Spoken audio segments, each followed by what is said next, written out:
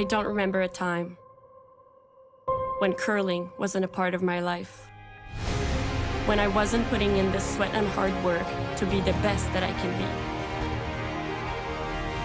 Clocking in the time, the effort to practice day in, day out. Curling is more than just a game. It's a family, a community. And when it's time to play, I know I'll be ready. Hardline, supporting hundreds of our next generation athletes.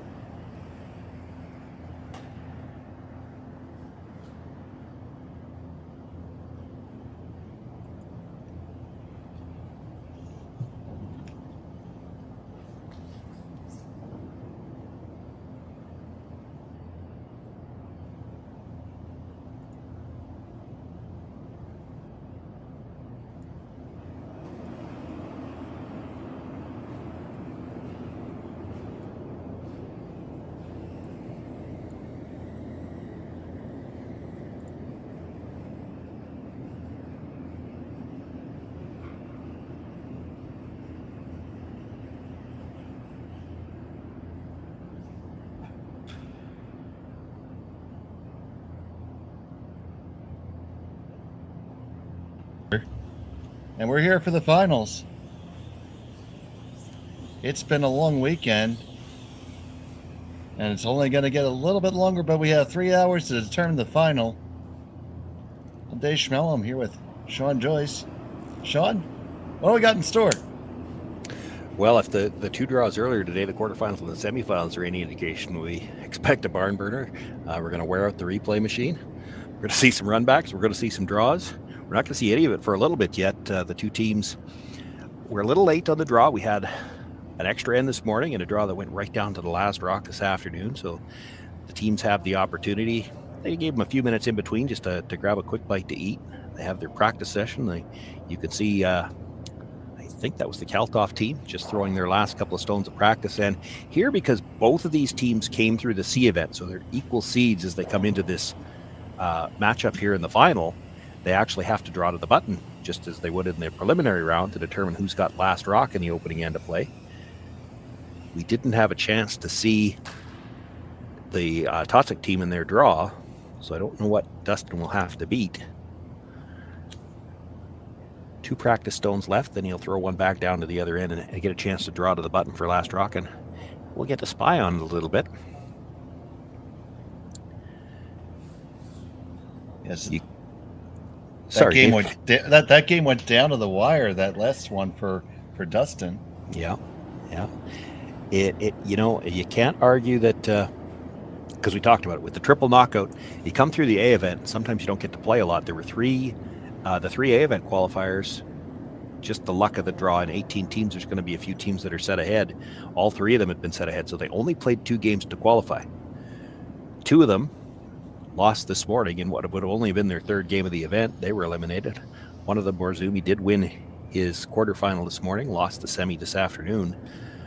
But for both Kalthoff and Totzek, they had lost the A qualifier, the B qualifier, and had to come back through the C just to get into this final. And so a few more games played, and maybe just a little bit sharper today, as it's been. I think they both got 8 games under their belt, if I remember, 6-2 as they come into the final.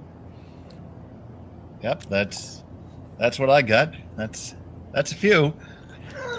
Very similar stats, both of them averaging just over 9 points a game. Both of them average just over 6 points given up per game. So not a lot to pick between them. I've had a chance to see both teams a couple of times. You and I were calling the Totzek game this morning.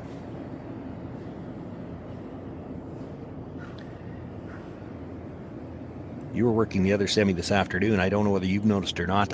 It did look to me in the semifinal that I covered this afternoon as though these rocks are starting to straighten out just a little bit. And it's not that they won't curl, because they still will, but it's not coming into the house just quite as sideways as it was before. And it caught a few guys this morning, or pardon me, this afternoon. No, that was certainly the observation that I had, Shawn. Our game definitely had some stones hang out there wide and stay out there. But then when the skips went to make an adjustment, Team Bonneau in particular, it looks like they overcorrected or maybe caught some fresh pebble and ended up wrecking on a few. So it's changed, but not so much that it's too far out of the realm of what they expect right now. So that was the final practice shot. Now he's going to throw his draw to the button. No matter where he ends up with this, we don't know where Totzek put his. So unless they jump up and down for joy, we're not going to know for sure who's got last rock until they line up in the hacks again.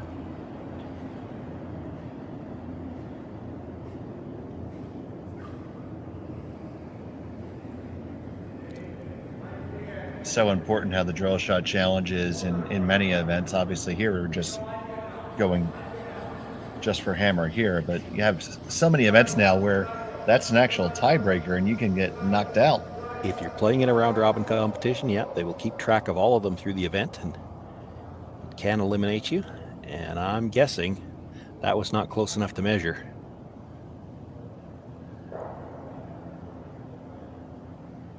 So my guess would be that Totzek's got last rock here in the opening end of play. Yeah, they weren't exactly jumping for joy there. No, and they didn't measure it, so. Yeah. And if you think you've got it beat, usually you wait for the other team to acknowledge that before you kick it off. So the Kalthoff team playing a little bit shorthanded. Josh Height, normally the third for this team, and he is new to the squad this year, but from a farming background, and we don't know for sure, but I'm assuming that he's missing because they're in the midst of harvest. So Matt Ring is the lead, Sam Wills the second, Dustin Kalthoff the skip. These three did play together last year, and Matt was playing third last year, so no stranger to being in the house. For the Totzek team, and I don't know whether you had any luck finding out who we're looking at here. The lead is Jan-Luca Haag. Their normal second, Magnus Suter. The third is Joshua Suter, and Sixten Totzek the skip, except Jan-Luca Haag has been playing second. The Magnus Suter jersey is playing lead, but we're not sure that's him. That could be. Yeah, it might be. Yeah, you know what? I given them a couple looks. I could buy that they're brothers or at least related. So it's hard to know. That team photo, at least there was some facial hair on there. So now it's put it more into question. The mugshot on the team pictures, on the individual pictures that I've got in front of me, he's completely clean shaven. And they are throwing in the other order, which that's part of what makes me think, well, it could be a sub. A lot of times teams don't carry a fourth or an extra jersey. So if you have to pick up a sub from a local facility, you'll just have them wear the jersey of whoever they're replacing. But that's when you would move your lead up to play second and have the sub play lead. It'll be Totzek with the hammer here, winning the drill shot challenge. And this is Matt Ring. So tell me a little bit about this team. I'm not familiar with Team Kalthoff. Well, they were actually new last year, I believe. Although three of them had been together the year before with a different skip. Been to provincials here a couple of times. Had a good run last year. It's a young up-and-coming team. Dustin is a very accomplished doubles player. Has been to nationals a number of times. I think he had a third-place finish in, I should remember the year because I was calling nationals that year. I think it was 2016, perhaps. And because the two teams that had finished ahead of him had commitments for a Grand Slam, he actually represented Canada at the Worlds that year.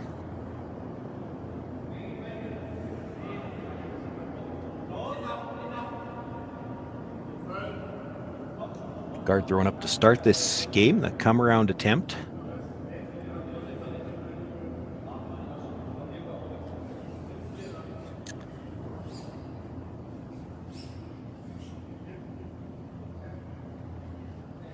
One's going to stay wide open there. It's now a chance to throw a hit and roll back underneath.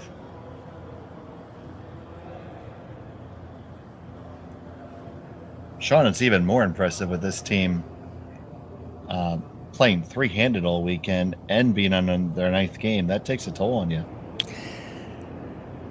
Well, maybe.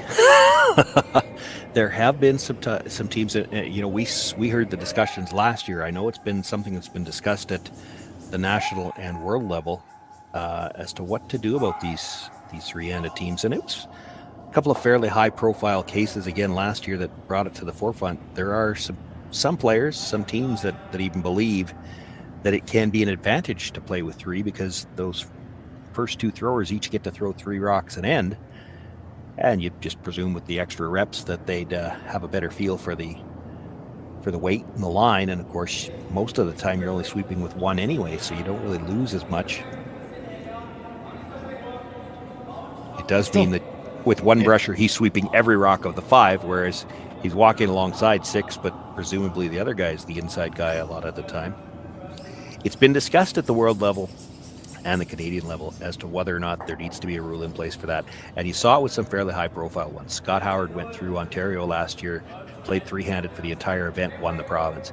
In Saskatchewan, we had two teams start the event last year with only three players. One of them had three for the entire event. The other one had a guy that was away dealing with some family issues and did make it later on. But it just quietly, it became an issue that when you looked up and realized it, the two teams that were only playing with three at one point in time were 8-0. Well, it starts to lend some credibility. You get Howard winning the whole province of Ontario. You get a couple of teams that do something like that. It starts to lend some credibility. We've seen some other previous events. Nicholas Adine a couple of years ago winning a couple of events three-handed when he was having issues, injury issues. Gushu, his team winning with some injury issues, playing three-handed. And there's been some discussion at the higher levels as to whether or not it should be allowed. So let's assume that Shawn is the king of the curling world. What's your vote? Well, I'm not convinced that it's necessarily the first issue that you need to deal with, but there's something to be said for it, especially with the way the sweeping has developed. When it's typically only one guy sweeping anyway, this throwing three rocks an end is an advantage now. It's an advantage if you're the age of these guys. It's not an advantage if you're my age. I think about throwing 30 rocks a game and I just say no thank you. but I certainly see where it's coming from, and the results seem to indicate that there might be something to it. As it is, we've talked for years. Do you want to give the guy the same shot two in a row? Well, now, do you want to give the guy the same shot three in a row? You pretty much figure he's going to make that third one, right? Oh, absolutely. That repetition. I mean, that's always a thing when you would peel a guard. You're saying, well, it's a new player, it's a new guard, it's new to them. Now, it's not necessarily the case if they're going to get three cracks at it.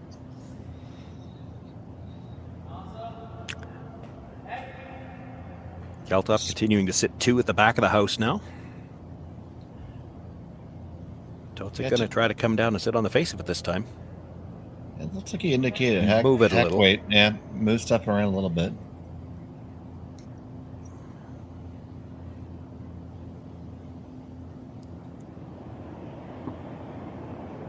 So, stone from Gianluca Hug.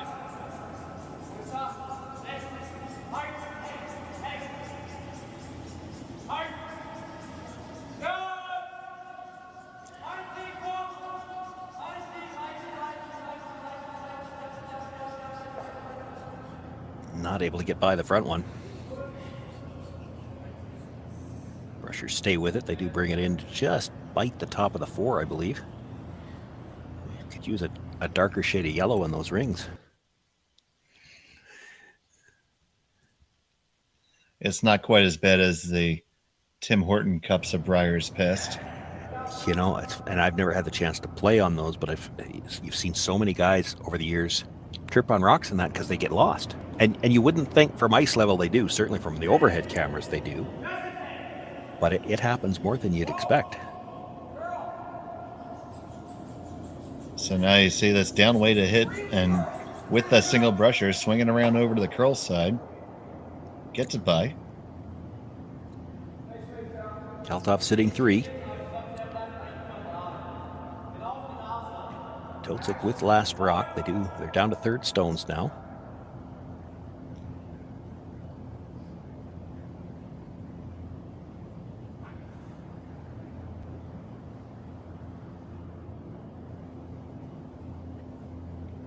Going to rearrange the furniture a little bit. I think you would try to get this a little bit underneath cover. Well, there's 2 ways to go about it. You could try to get past the nose and get under cover, or hit just a sliver on the broom side and stay in front of the red stone, and either one is good. And of course, when you say that, that's when you hit it right on the nose. You stay in the open and you roll the other red over to the side. Well, this is not going to get by the front one. Well, that's an unfortunate one there. They've had a couple of unfortunate misses. They had rubbed the guard the last time and maybe overcompensating this time. Take a little more ice, throw a little more weight, and they rub the stone at the top of the forefoot.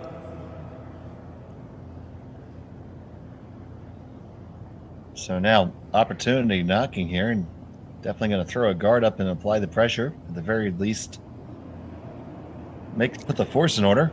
Yeah, probably has to be tight here, even in the rings, because that shot stone is mostly behind the tee line. You don't want to leave him room to freeze to it.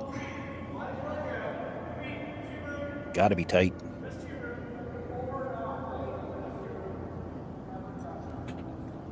Not laying a brush to it. Well, they'd like to talk it into stop curling. Yeah, it's going to over curl. Yeah. Could you just stop before you over curl, please? Just looks like the handle came off of that there at the end.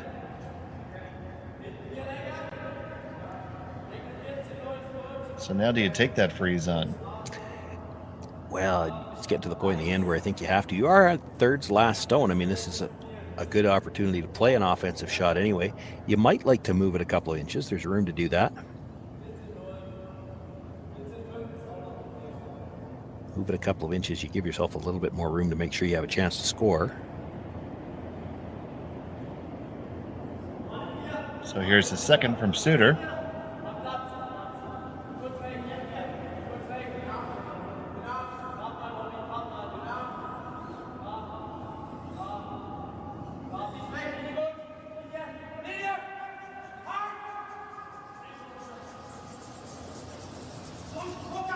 It looks like it's going to be really good. I actually might have let it over curl.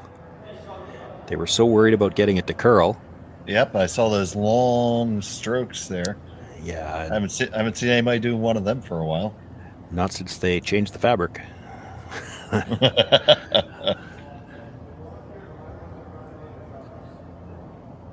You know, if he's that much on the inside corner, he's shot rock with where it is. You know, how do you ever... I'm not sure how you get 2 out of that yet. Yellow under red just jams on the back one. Yeah. Still red as shot stone here. Come down to the corner again, eh?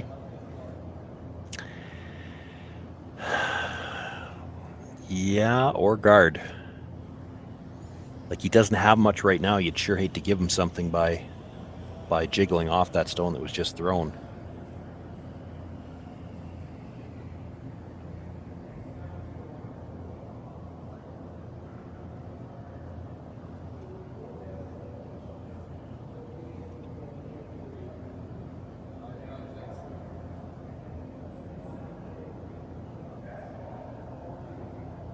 So first stone here for Dustin Kalthoff. This is definitely important to see where this end's going to go.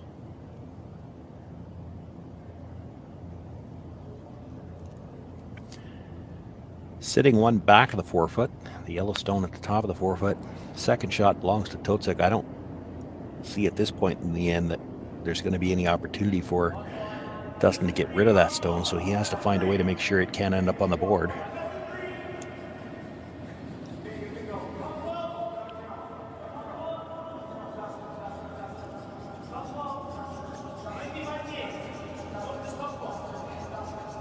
for some curl here. He needs to close the gap. I think he's okay where he is.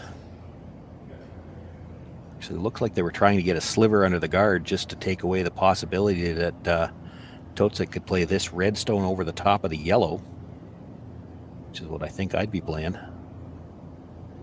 It's worth a shot at least. I think so.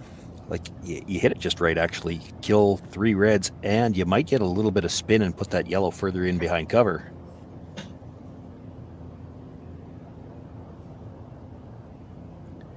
He's looking at playing the straight draw, and for what I saw of him this morning, you saw him again this afternoon, and last night, he does lean to the draw himself. Very good drawer. And that's usually the first thing he wants to do. Find me a place to draw. If he can't find a place to draw, then he might throw a hit. But he's looking for a place to draw. Yeah, he certainly used the draw to keep the pressure on Trevor Bonneau in the semifinals. Did have to throw a few big hits to save the day, but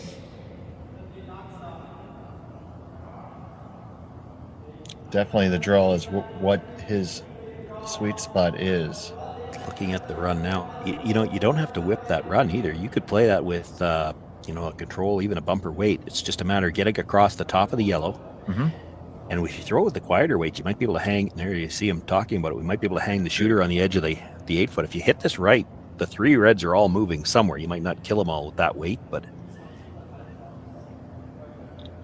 you move these reds, spin yours in behind the cover, and leave your shooter in play. It does bring 3 into play, and that might make it harder for Dustin Kalthoff to make a play on the shot stone. He might have to play your shooter here just to make sure he doesn't risk giving up 3 in the opening end.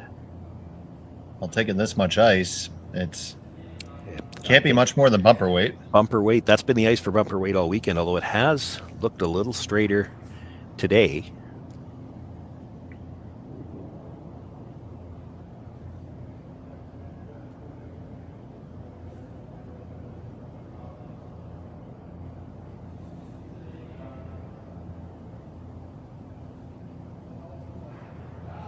Took a little less ice from the hack.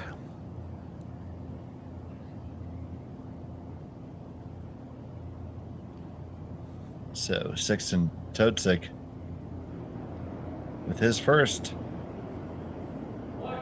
trying to jiggle things around here some.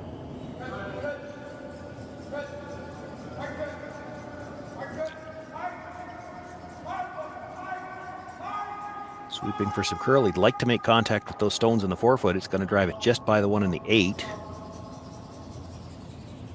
And the shooter will roll too far as well. That wasn't very far off. A good shot, though. Needed to come up just maybe another inch. And it's certainly not the worst leave in the world.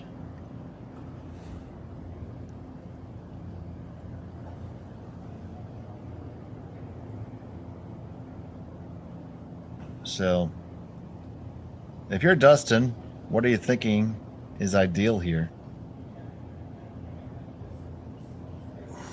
No real way to kill a yellow. No, I'm thinking you're playing the same shot. You try to come in there and jiggle anything, and that's the only way he's scoring 2. You actually don't need to worry about him playing that little run now, I don't think. I don't think he's ever holding his shooter and getting the triple on the reds if you come in. What I'd be worried about right now, the only shot I see right now for Totzek to score 2 is to come down with that draw weight, and that was the shot he was looking at last time. Get just to the edge of that red stone, and because he can see a sliver of it, right? With draw weight, just move it 2 inches. Have your shooter stay right there. It's just a draw, and you sweep for the little tap. So, but you split the center line with a guard, you take that away. Would seem to be the sensible call. Well, I don't blame them for trying to look in the house to see if there's something else they can do that's a little bit more aggressive. You'd love to be able to sit 2. It's pretty risky. You come in there to try to sit 2 or even take the corner away, and if you ever jiggle off, you leave a much easier shot for 2. Like right now, if you didn't throw right now, it's there, but it's a real tough shot.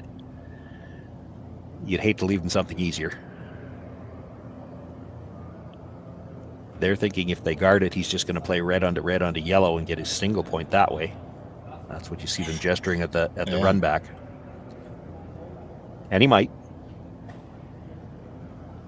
They are lined up pretty well for that. So is he just going to guard that possibly and give him the tough draw? You could kind of do both.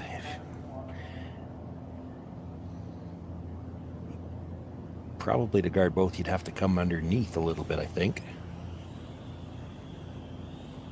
Could try to just come down, chisel off either one of those red stones out front and end up closer to the center line yourself. He definitely tightened up the broom here. So it looks like he's more worried about the double raise for one. Now again, it's a situation where if you didn't throw, I don't think that's what he's throwing. I think he's throwing the draw to the button.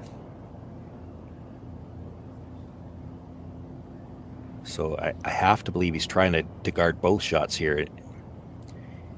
And if you just touch off the side of either one of those reds, just to change the angle, and then have your shooter come over to touch the center line, that's probably the way to take away both shots.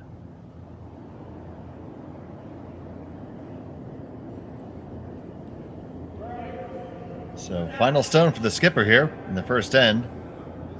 Looks like they're playing that halfway guard. Yeah.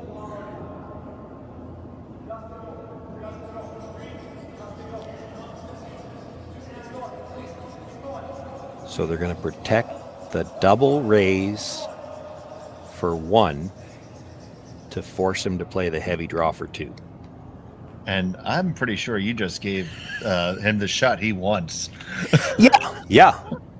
This, you play it as a straight draw. This is entirely up to the man in the house. Joshua Suter is the third and the vice. You play this as a straight draw. If it looks like you got a chance at the end, you try to sweep it you only need to move that rock about 2 inches, but it's a straight draw first. It has to be a straight draw for the thrower. So early opportunity here for Sixten Totzek and the team from Fuessen needs to get the button and just chisel the red out just a little bit. Delicate shot. Final stone at number one.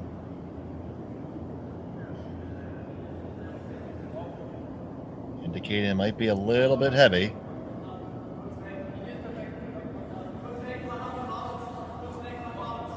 Now does the line work out? Is it going to come on over? Does it walk on over and just touch that red? It's going to be really close, really close. We're getting close. Can you move it? Oh, you touched it, but it's going to be just a single. They just had to wait too long for it to start curling. Oh, that was one heck of an effort. It'll be a single point for Sixten Totzek. We're underway here in Beaumont. We'll be back after this. Handcrafted in Canada, Hardline's ice pad has revolutionized curling for over a decade. Engineered with top-tier precision and durability, it is backed by an unmatched 10-year warranty. Designed for curlers at all levels to sweep effortlessly with maximum efficiency, it is trusted by the world's best curlers, including Olympic and world champions. It is quite simply the best broom in the game. Hardline. Join the revolution.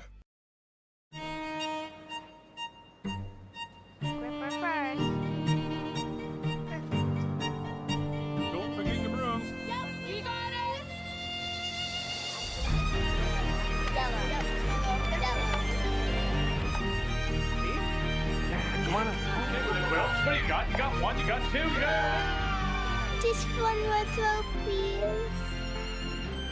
You make moments like these possible. Calling all curlers, novice to pro. Ashland Curling Supply's patented rotator disc system lets you customize your slider right in the store. Velcro attachments make it easy to find the sliding platform that's right for you. Shop Ashland Curling Supplies, 700 McPhillips, online at ashland.com. Lively. And we're back here, the Beaumont Curling Club, the Hack2House Alberta Curling Series Major. Dave Schmel and Shawn Joyce here with you. Second end. Also joined by the spirit of Juan Valdez.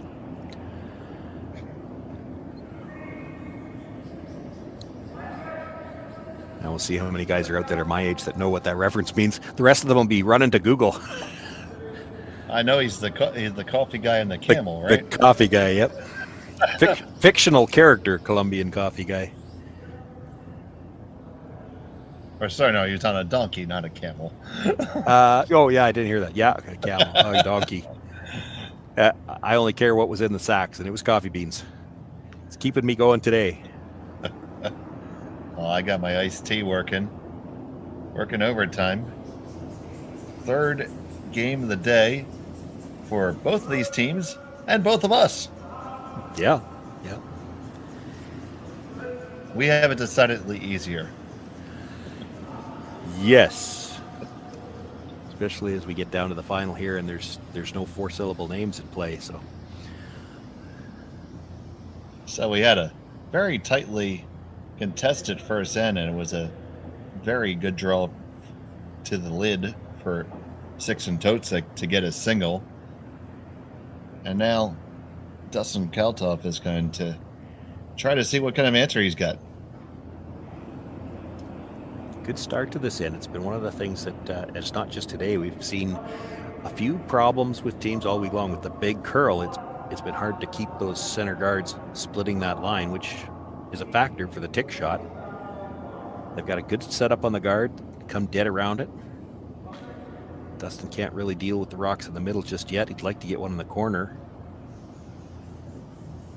I did have their game in the semifinal, and this was one of the problems Matt Ring had. Now, Jim Nix, who was working that game with me, and I were wondering. That's the one thing you don't know when a guy is throwing 3 in a row, and he was struggling seemingly mostly with his second stone, and you wonder, well, is there a possibility he's got a mismatched stone, which I personally think sometimes when you're throwing 3, it's even a little harder to find. But this is a different sheet. It can't be the same stone now, I would think. Different set of rocks for sure. That was his trouble this afternoon. He was struggling with the second stone. He'd get the first one up pretty good, and then he just couldn't find the weight for the second one. He'd be deep on one. The next end, he'd be short of the rings. So Totzek electing to throw another guard up in here. So now 5 rocks in play. The hit parade can come if so desired.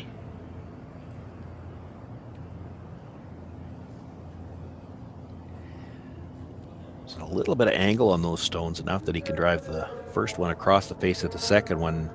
Should be able to get his shooter out of the way too.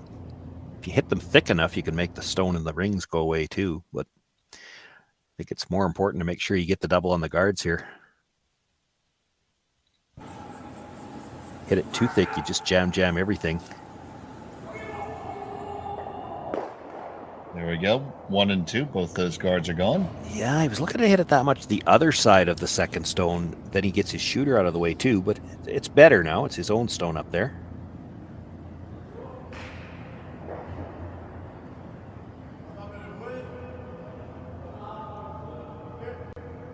Totzek's just going to come right back in the pool.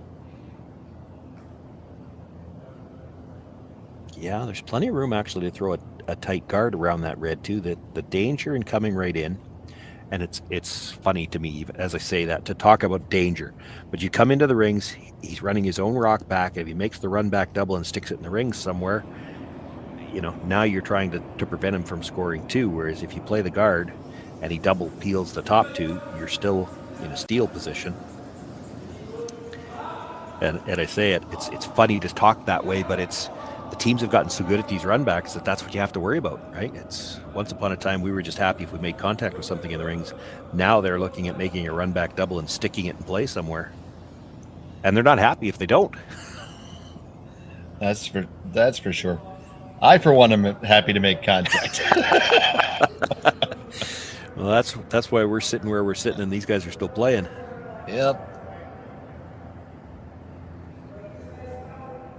Although I fall in the Totzek line.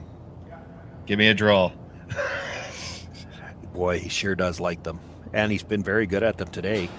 You know what? If you're good at it, keep on riding that horse. as long as the hit game is not so weak that it's a liability, definitely play to your strengths. Well, over curls on that one. Drives it by everything. That was maybe the best chance you were going to have. Now, if you're running back a guard from here on in, it's likely to be the opposition stone.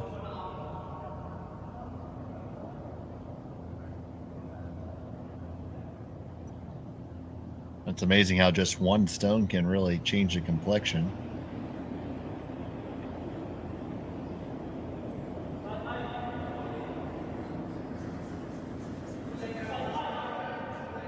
Well, and again, we're just talking about how good these teams are at the run backs. They're so good at it, you're actually surprised when they don't make any of the rocks in the rings go away.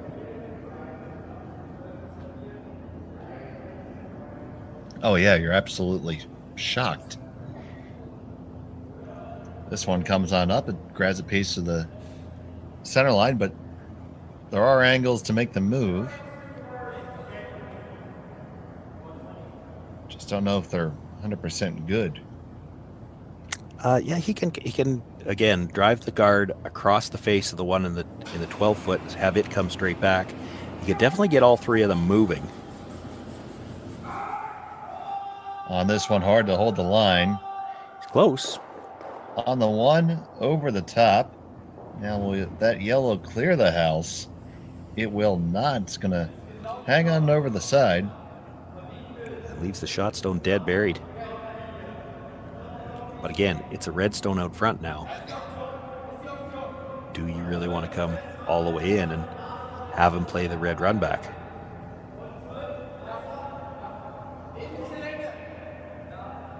Okay, save that. So you would like to just throw a guard on it? Yeah, I want to come underneath that red stone, overlap him, force him to just play the straight double peel. Now, we're down to Third's first or last stone, so he might play some kind of an offensive shot, but right now I don't see what he's got. That stone at the top of the 4 foot it's just real hard to outdraw it. Dustin Kalthoff we're at the point where he has to think about making sure he's got a chance to score one here. So the stone coming in from Josh Suter. Yeah, I'd let it stop.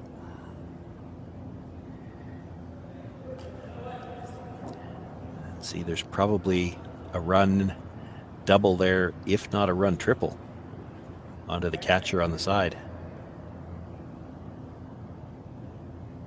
And I think you have to play it, right?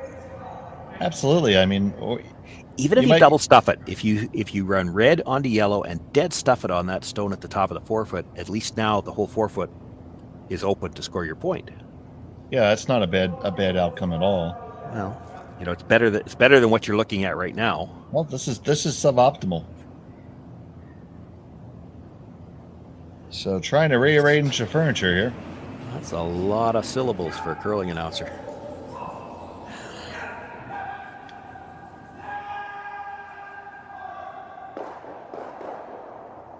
Too many chances at that run back, and this time he makes it. I do think it looks like Totzek's still second shot. I would agree with you. I'd feel better about it if he would have pointed. He looked at both of them, but...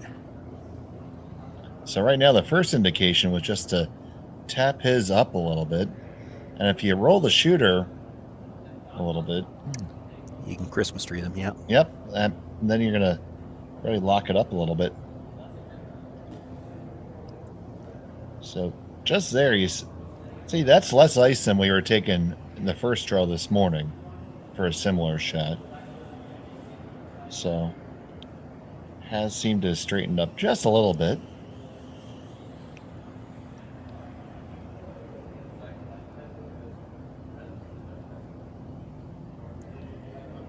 Definitely wants to get to the inside here. If he's right on the face or even a little bit on the outside, there is the risk of leaving a triple.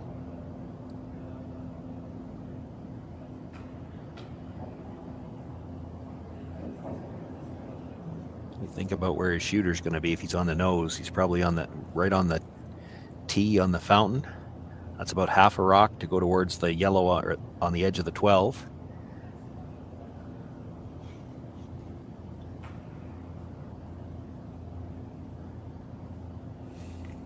So critical to get to the inside here. So here's the skips first in the second end.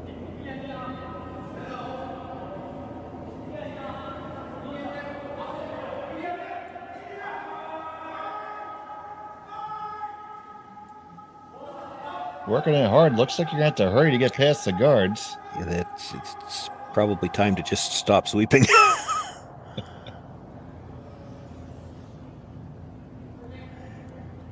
Well, it's not the worst leave in the world. Rolled over and covered his own shot. That helps. Yeah. So how do you pull the skip deuce out of this? Just draw twice underneath? Yeah, you got to play the come around. I don't see a blank, so you got to make the come around here.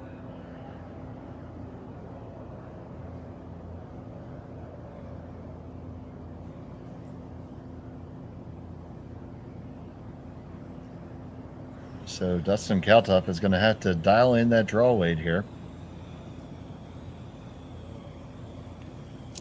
Yeah, and this is one where you'd actually probably like to come really tight by the guard, really tight by the stone at the top of the 12-foot, and overbury it at the top of the 4, because if you stay on the broom side of center line, that red stone at the top of the 12 is available through the port, and he'll be able to make a double pretty much straight back.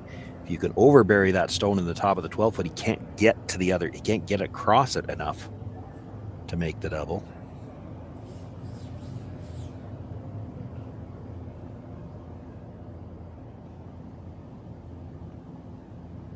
You also have to make sure you're deep enough in the 4-foot that you've got room to get a second one in.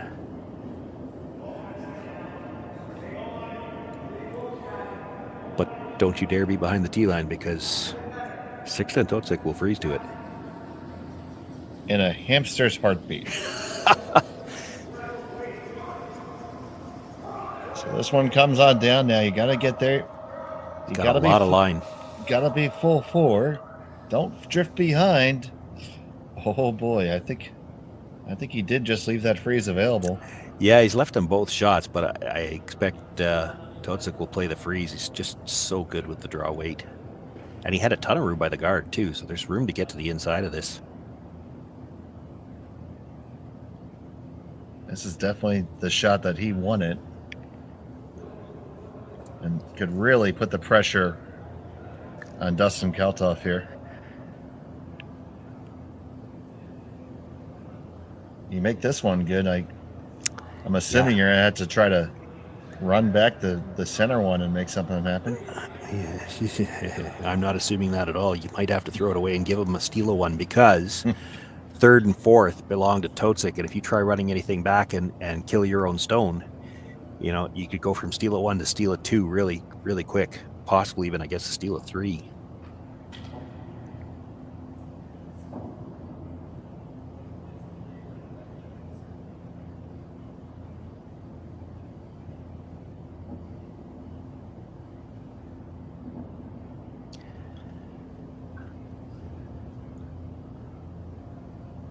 One more check of the running band before he throws it.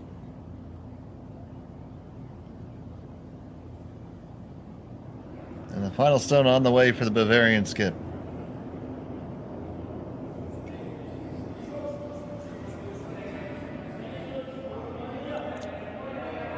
Cleaning early, that's usually a good sign for the weight. Of course, you have to expect he's going to be close for weight, but this is not curling. It's starting to take the line now, but they're trying to work it over. Still a long ways out there.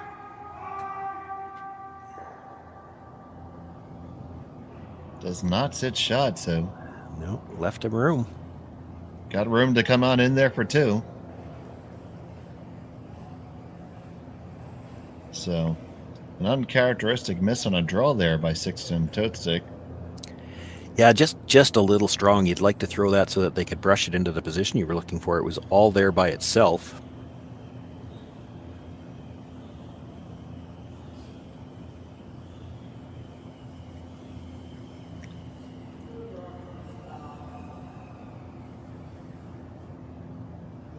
And with the way these rocks are positioned, you could even rub off the inside and get there. You have a little bit of a margin here. Yeah, as long as he crosses the face of the yellow. Anything on the outside of it, I don't know if he'll move it far enough.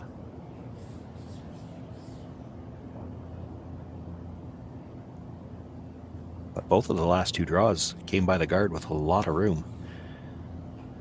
And I think both of them were looking to come tighter by.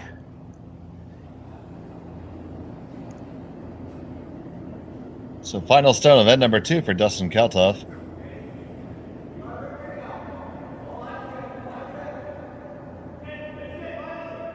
Letting this one work. Now we lay a brush to it. Plenty of room past the guard. This has to curl all the way to China. It's going to make contact. Is it moving enough? No, it doesn't. So it's a single point for Dustin Kalthoff, and we're tied up at 1. We'll be back with more from Beaumont right after this.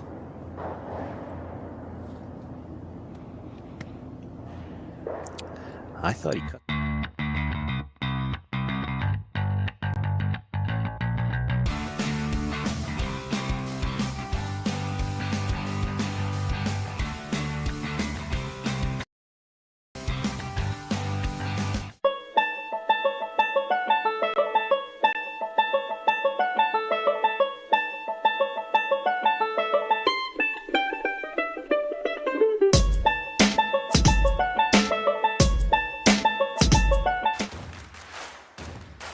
Imagine being able to stream every curling game from every sheet from any event, be it your Wednesday league game, bonspiel, or corporate event.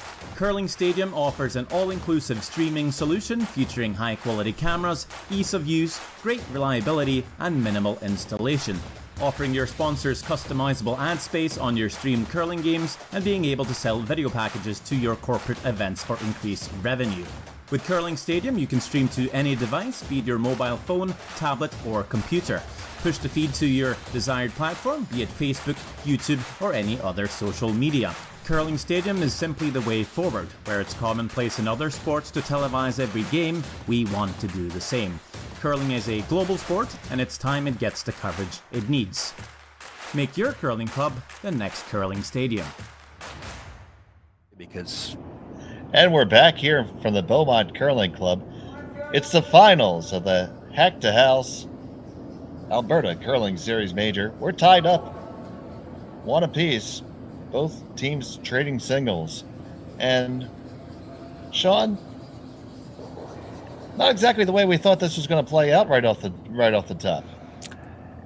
Well, there's some rocks in play. It's been interesting. It's not so much with the hits. You know, the 2 games that I called earlier today, we saw some outstanding hits. We saw some runbacks. We haven't seen a lot of those yet this game. Interesting, I thought, yes, it's been 2 singles, but when you think about it, both skips had a chance with just, you know, it's a touch draw. They're only trying to move a rock a couple of inches, but had chances to get 2. And both of them had to wait for a rock to curl. You know, Totzek in the first end, they had to wait for it to curl, and by the time it did, they just got down to the button and he got his single. Same thing there for Dustin Kalthoff. He needed to get across the face of that stone, and it just took too long, couldn't get there. But the weights have been good. Interesting there that we just saw them trade out a rock at the hack, so they might have one that they're passing right now.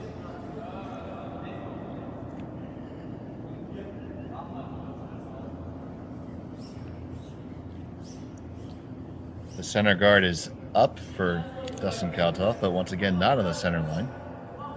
Yeah, now here's what I would think. When they're switching a rock like that, I would think they likely feel they have a straight stone. They have given it to the lead. Normally, he's throwing it first. So he had it in his hand, expecting to throw the corner guard. You throw the straight one when you're throwing the guard. You want your rock that curls a little more when you're trying to come around. Then when they decide they're coming around the center, he's switching stones because he wanted the rock that would curl. So that's something to keep an eye on.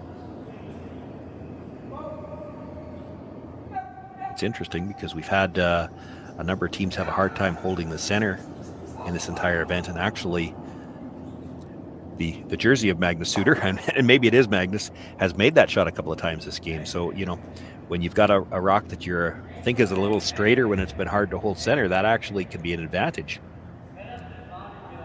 Mismatched stones, you know, there's some people that like to call them bad stones, and I don't.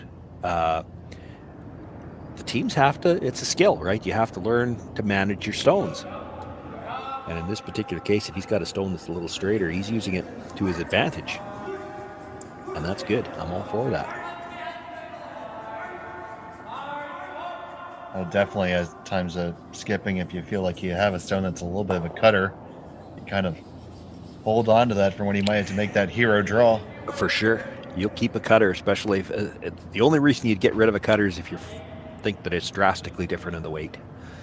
And that will happen. Sometimes a cutter is that way because it's got an edge on it, a rough edge somewhere, so it bites a little harder. It'll curl more, but if the weight's drastically different, that's a little tough to manage.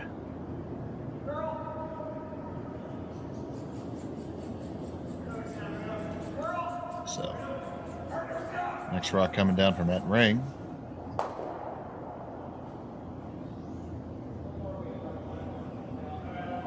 Makes the hit, rolls into the rings, and now this is the 6th stone of the end. I thought he might look at the double.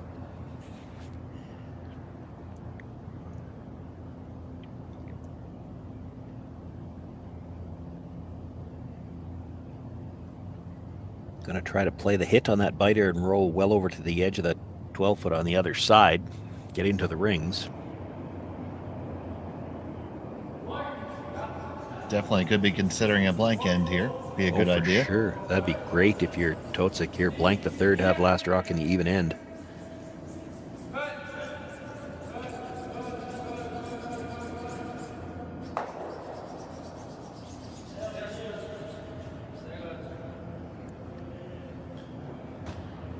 Rolls across. Might have liked to roll a little bit farther. It still gives the chance for Kalthoff to roll underneath.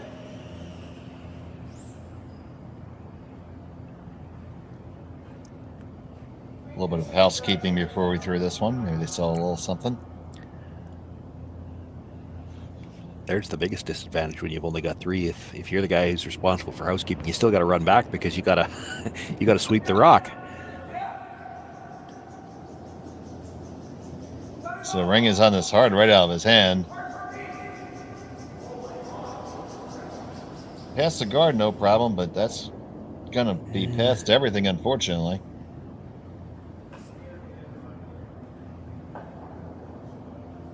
So just gonna do the old split the house here without any of your guards to use.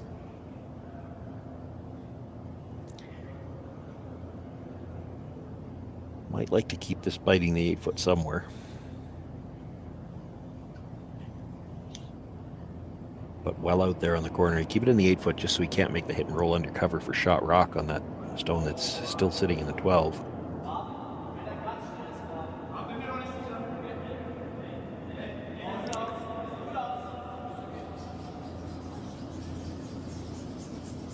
And we're coming down here through a fresh path. Working hard to get there. They're pretty even. I think that's a well-thrown shot. Yeah, I was a little worried about the weight. When your inside brusher is standing straight up with the brush head above his head, that's usually not a sign that he's ever going to have to put that brush down. Nice weight there, though.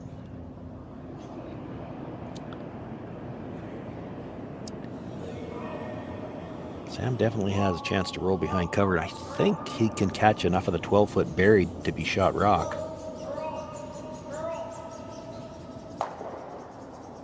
Trying to work that roll and does not get quite enough of it.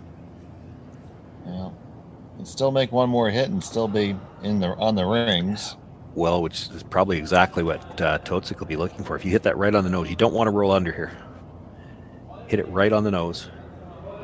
Leave it where it's a usable stone for you and a problem for Dustin. You roll in behind. Dustin's going to play the hit on the open stone and try to roll right behind everything, and basically this will be another guard. So stay just out in the open. So Joshua Suter's stone.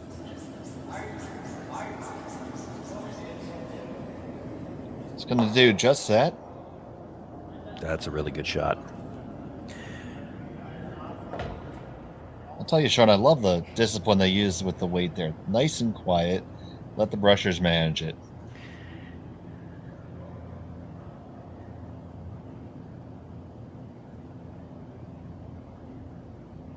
Kind of forces Dustin Kalthoff's hand a little bit here. Yes, he could hit the rock way out in the wings, but you're exchanging stones out there, you're probably giving up 2. If he wants to hold him to 1, he's got to play an aggressive shot here, and the problem with playing an aggressive shot here is it brings 3 into play. And that guard is coming into play, and that house is still looking pretty far away. It's underneath, but definitely... it's you spoke too soon. It's out the other side. Forget about it. It is out the other side. Crazy. There's so much for us saying it looks a little straighter this afternoon. Like, if you didn't know how that rock got there, if you were just tuning in now and look, you'd think, oh, that came around on the intern side. No, it didn't. That was an outturn. Yeah, that one got me there a little bit, that's for sure.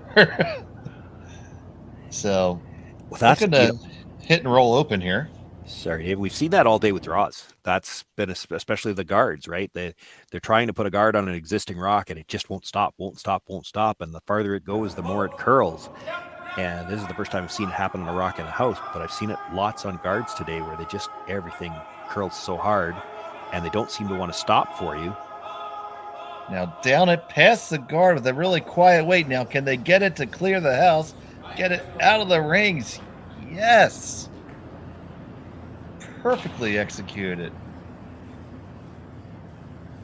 Not bad at all. So now where do you go if you're Dustin? If you're drawn again, you're bringing 4 into play. You've got the double, the nose hit double on the one that's just biting the top of the 12-foot, but that's still conceding a deuce. And you'd still have to make the double for that. It's not a gimme. I almost feel like you had to reduce the amount of yellow granite right now, because that would be my thinking. You don't want to end the game right here. It'd be tough to win, but easy to lose.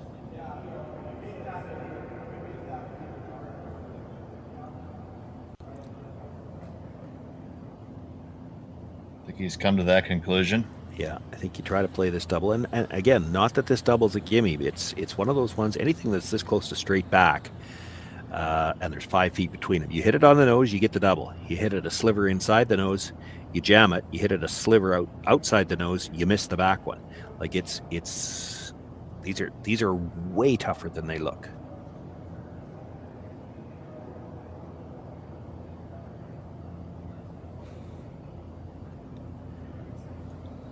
So crucial shot here. Totzek threatening with the hammer here in the third. And Dustin Kalthoff has to throw a bailout shot here.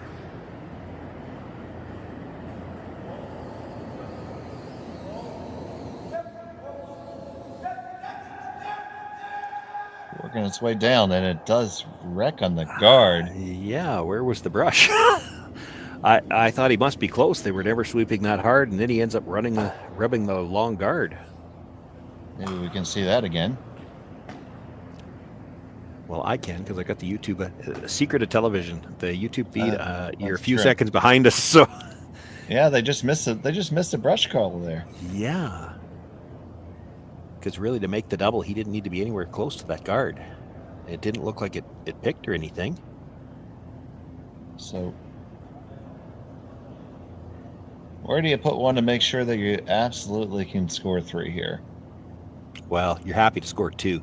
It's hard to put this any place where he's not going to leave some kind of a shot at a double. The key is not to let him get the roll behind cover, and this is why he's coming out to the wing. You could come behind, and they did discuss it, but you come behind. Dustin tries to hit off the stone on the edge of the 8-foot, roll to the back of the button, and he might be behind 2 rocks, your shooter and the long guard, and you got a very difficult shot. You draw to the corner. You might leave him a double over there. If he makes it, he sits in the open. Now, this is where I'm going to have my stupid play-by-play moment. Would you ever consider just throwing one to the back of the rings and force him to throw that really, really, flat double? If you're in the back of the rings, I don't think he's throwing the flat double. I think he'll throw the slash double. He's going to throw the one that he's got the best chance to make. Like, there's no place you could put it at the back where you're not going to leave a slash off one or the other.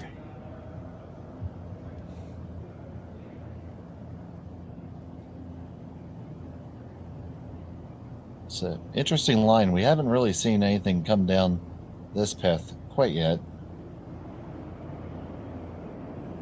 Yeah, most of the attempts to the corner, they have to take a little more ice than this. If this starts curling early, he could be in trouble of running out of rings here. And there it goes. Now, gotta just get on the rings. Just a bite, just a nibble. Just a little snack. That's pretty close to a full-fledged meal. Yeah, that's pretty good there, though. There is a double there. It's thinner than you think. Half a rock, you probably go over the top of the second one. But if you make the double, more than likely you're sitting out there. They are looking at it. It is possible because it's high enough. You hit the first stone, come across the top of the second one, push it through, and you might be able to spin up in behind cover. Tough to call for that, though. Because again, if you hit that first stone too thick, you miss the second one altogether. Then it's 3. So, Dustin Kalthoff, another chance of trying to bail his squad out. Facing 3, this is his last. Hard to hit this rock too thin, I think.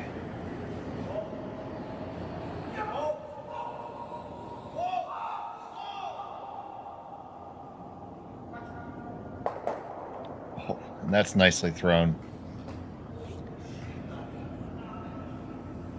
That was a key double there. And now it'll be a draw for 2, but it could have been a lot worse.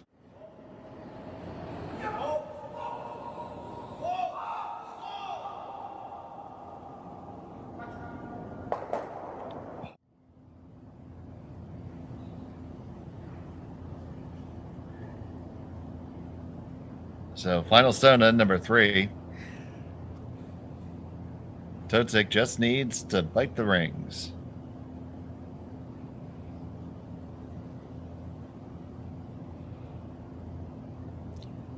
I'm not saying nothing for fear I get accused of jinxing him. Every time I talk. But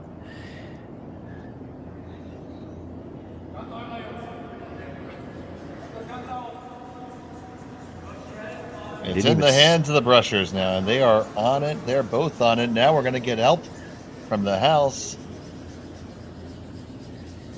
Oh, don't ever leave it light. I think you're going to get there. And you're fine. I will say the Magnus Suter jersey, and maybe it is Magnus, he did seem to have that look on his face. Says, what are you guys so worried about? This is good. So that's a deuce. It's 3-1. Headed to the 4th after this.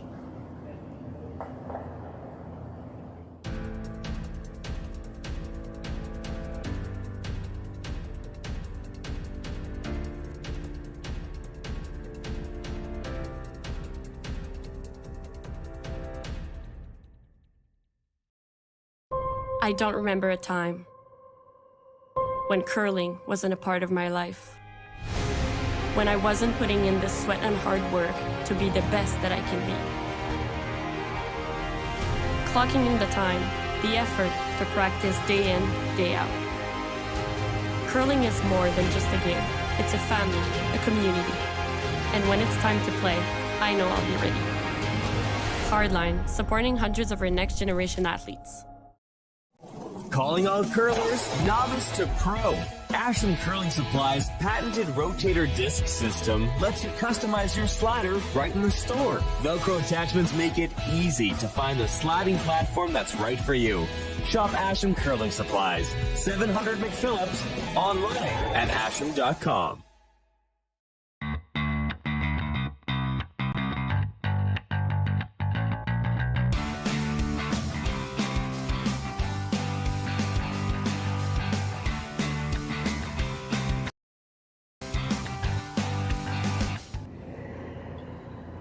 We're back here in Beaumont for the Hack2House Alberta Curling Series Major.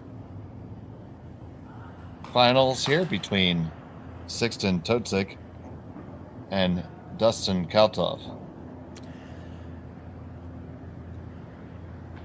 Men's event this weekend, and I got too many windows open, but I think it's the women's event here in Beaumont, I believe, is next weekend. I do believe you are correct in that. I know that producing this game, we've got James Gordon. I think it's his first game of the event. Producing, he's also the head ice maker in Martinsville. And if he's producing this game, that means the ice is in Martinsville. We've got cameras there and a number of high-profile events coming up there this year as well. There's Saskatoon men's and women's spiels. There is a doubles event, the Allie Jenkins Memorial, and we'll see a lot of the top doubles teams in the country at that one. Swift Current coming up in Saskatchewan yet this fall.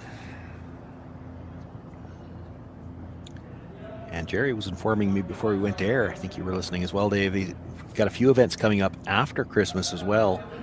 Again, another one in, I think he said Martinsville, and there might have been another one in Swift Current. And those are just to take advantage of the fact that with the men's worlds being in Canada, there's going to be some of the European teams here looking for something to play in before Worlds. And I know he said the Dutch team's already committed. There might be a few more of them. So that's a lot of curling to look forward to this year on Curling Stadium. And that is a lot of four-syllable names. Yeah, it will be. They're not so bad on Thursday. By Sunday, they're getting tough. It's September for me too.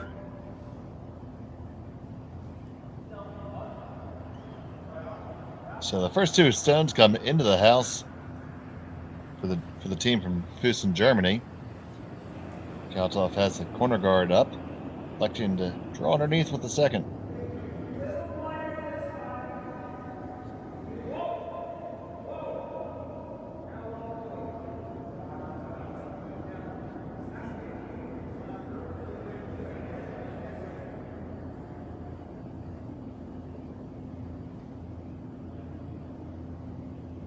Looks like that's going to peek out the other side.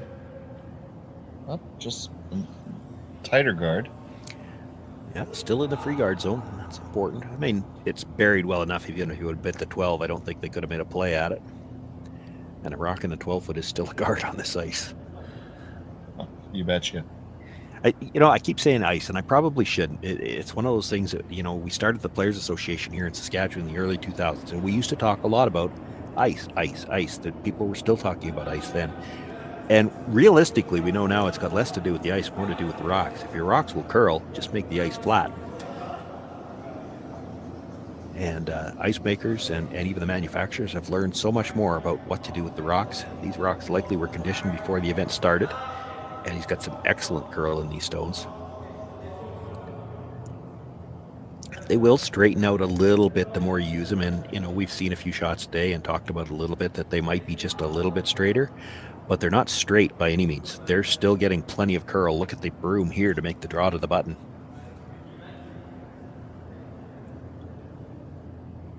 Absolutely, and ultimately, what you want as an ice maker is, I know it's what our team looks at our club, is just you want to reward good shots. Yeah, well, when the rocks won't curl, when everything's dead straight, it's so hard to make anything, and that's where you won't see aggressive play. If you're scared that the other team gets in behind the guard, you just can't get at it, well, you're just not going to throw the guard, right? When any shot in the book is possible, you get all this aggressive play, and it's so much more entertaining. It's, even as a player, it's a whole lot more fun to play when you feel like you can make shots. So Totzek is going to just keep on laying him in there because he has his own guard covering up those two in the rings, and would like to be the top four or even down to it. Yeah, because those two are behind the tee line, that's probably what influences the decision to come in again here. If you take those two stones and move them to the top of the 4-foot in that same alignment, this might be a guard.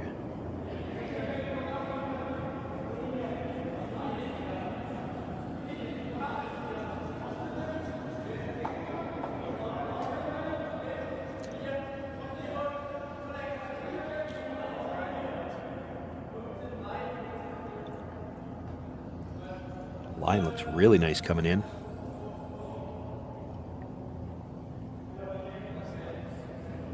It's right where he had the broom. Yeah.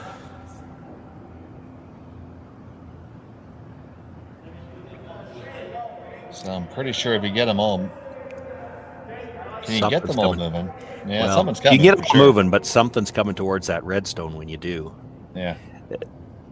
At the very least, if you're Dustin here, you'd like to get the 2 stones from in front of the T line moving. To get this right, certainly you can get all 4 yellows moving.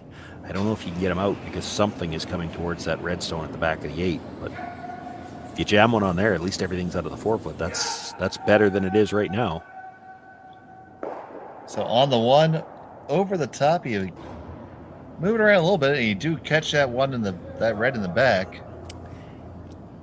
Yeah, that's not the first time in this game that they've been just it's a hair off the broom one way or the other, or a hair off the nose one way or the other. They actually would have preferred to be that much off the nose on the other side of the stone. Then you jam that yellow directly into the 2 behind it. So there's always the chance somebody's coming into the red, but absolutely.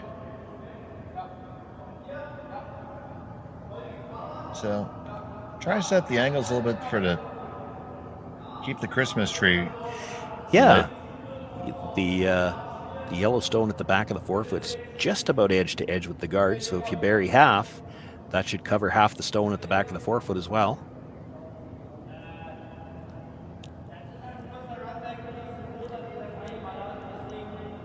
I think the discussion is how far into the rings do you want to come?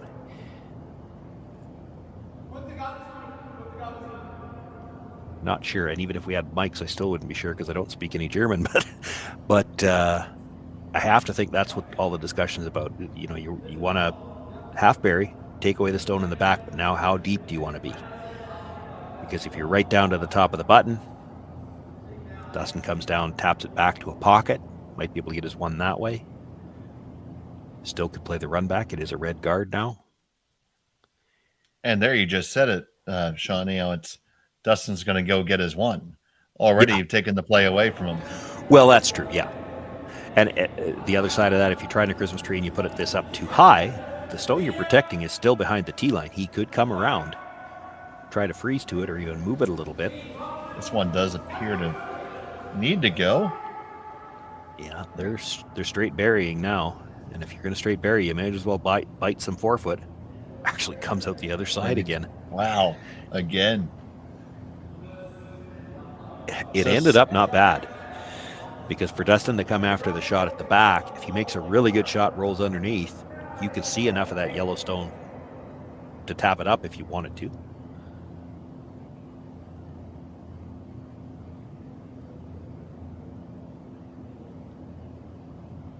Looks like he's going to be the call, yeah.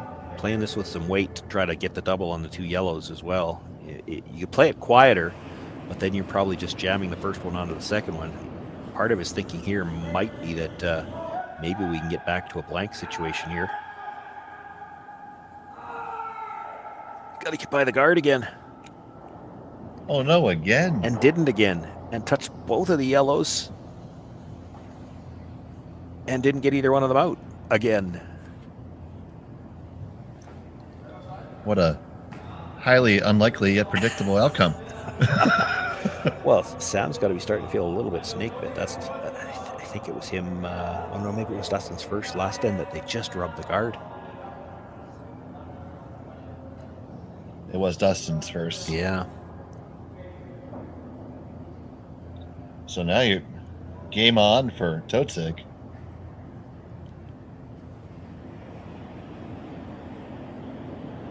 And it's a situation where he wishes that stone was in front of the tee line, then it would be a straight guard, but it's back, so he's going to have to come tighter for sure. Looks like the call is right into the 8-foot, maybe nibble the 4, and this is over curling again. This one looks like it has to go for weight as well. Yeah, it's not going to matter at this point. It's curled to the point where there's room to come around to that shot stone.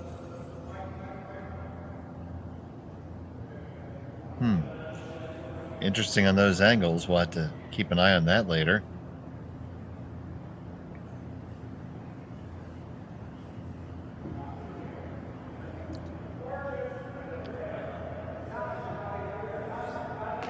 didn't curl so far to take away the raisability of that yellow in the top 4. Well,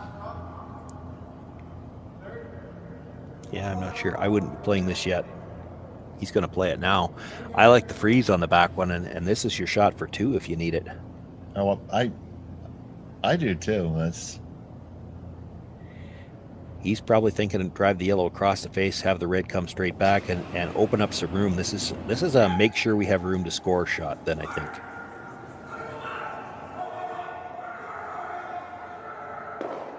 So Sam Wills sends it back, spins them all around, and by the time the dust clears, it'll be 2 yellows on. Nothing in front of the house on the center line, though, and the shot stone is the back of the button. Hard to think that Totzek's going to guard it.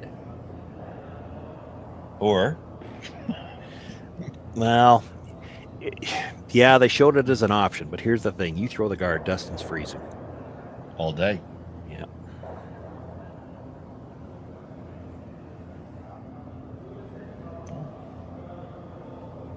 I think you want to bite the rings if you're playing this.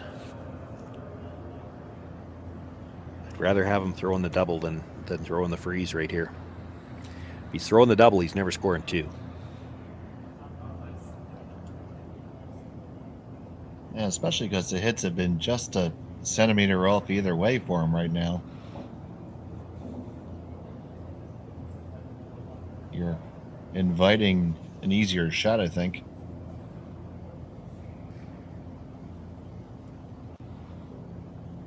So the first is on the way here for for Sixten. Too many ends. Sixten Totzek there. Trying to just nibble the 12-foot on the center line.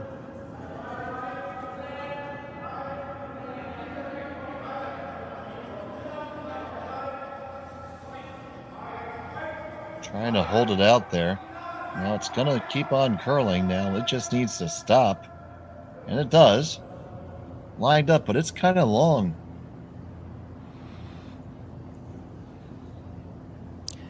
Well, it's long. The issue is that there's no double, so if you know you're going to get forced, you may as well try to get forced 2. If you can make the freeze, you're going to have a shot. As long as you get right to the face, you could even tap it back a few inches just to give yourself a little bit more room with your second one.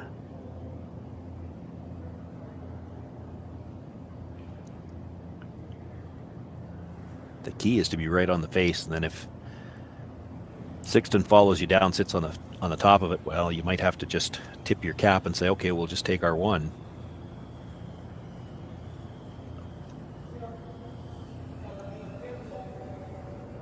But if he comes in on that shot, I'm not sure how he ever gives up 2.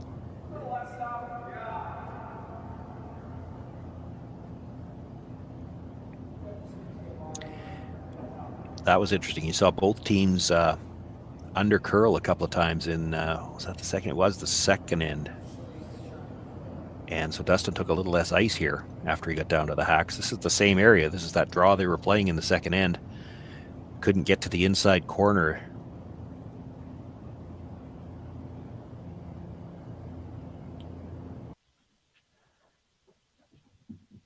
So Needs looking to be right to the face here. Yeah, get to the face, freeze it, move it back just a touch would be okay too.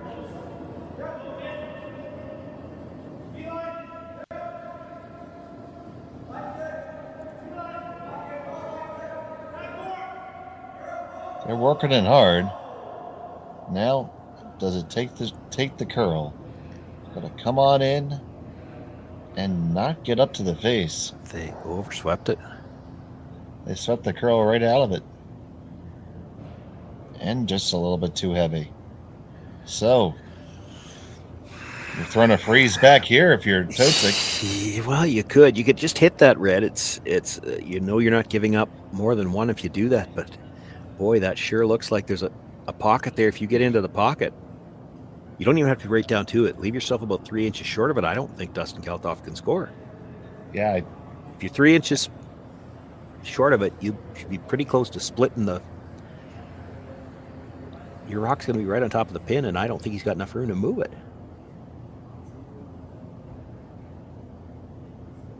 So He's got the same issue this 2 ends ago, though, right? And the same issue that Dustin just had. He's got to get ever so slightly to the inside of that red stone. Doesn't look like there's any danger of a rock over curling in this spot. now he has the broom in basically the exact same place that Dustin just had his. Maybe even a touch further out. Final stone of the 4th for Sixten Totzek. Wanted to just well done in there. Looks like tighter line than Dustin's had.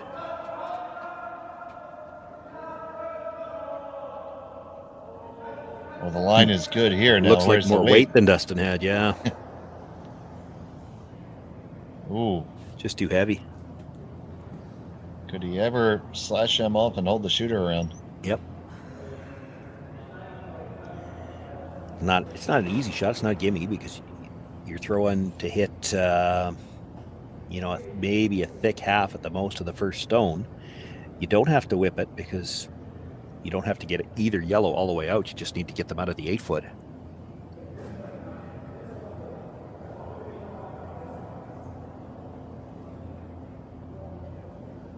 Could blast it out of there too and make sure you score 1.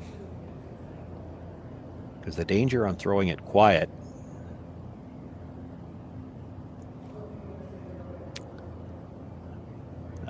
I'm looking at too many camera angles trying to decide. What do you think, Dave? If he over curls and hits the yellow right on the nose, misses the second one, who's got shot rock? I think it's yellow. It might be yellow, right? So definitely this is ice for moderate weight, I would say. And if he's a sliver on the outside and rolls away, he actually could jam it on the red and it could be 2. So, there's a case to be made for just blast the double. You hit half a rock on the outside, it goes easy, but you're never holding your shooter to play that. So Dustin Kalthoff with a touchy double here to try to score his deuce here in the 4th and level the score. Final stone on the way.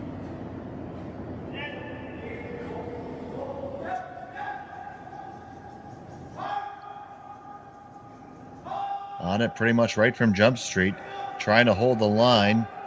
You're going to make contact with the first one and the second. You roll it out, and you're going to get a single. Just a little too thick on the first one. Caught the second one very thin, and because of that, it caught the red stone at the back. He didn't clear the red stone. He needed to hit the first one a little thinner, and then the 2 yellows would have gone around that red stone at the back of the 4 and might have been able to pick up his deuce. So it's 3-2 as we head to the break. We'll be back after this. Handcrafted in Canada, Hardline's Ice Pad has revolutionized curling for over a decade. Engineered with top-tier precision and durability, it is backed by an unmatched 10-year warranty. Designed for curlers at all levels to sweep effortlessly with maximum efficiency, it is trusted by the world's best curlers, including Olympic and world champions. It is quite simply the best broom in the game. Hardline. Join the revolution.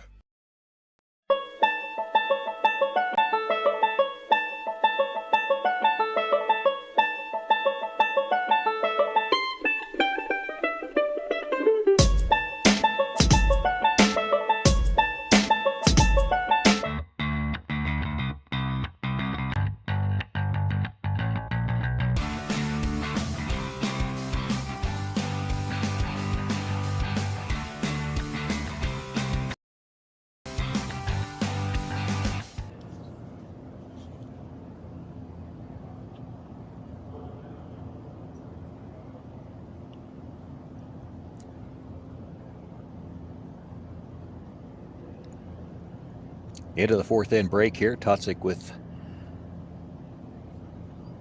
I think we've got our scoreboard backwards. Totzek with the 3-2 lead, I believe it is. Yeah. The bug score is There. right. The There. line score is wrong. Yeah. There we go. Totzek with the 3-2 lead when they resume play in the fifth, and it will be Totzek with last rock.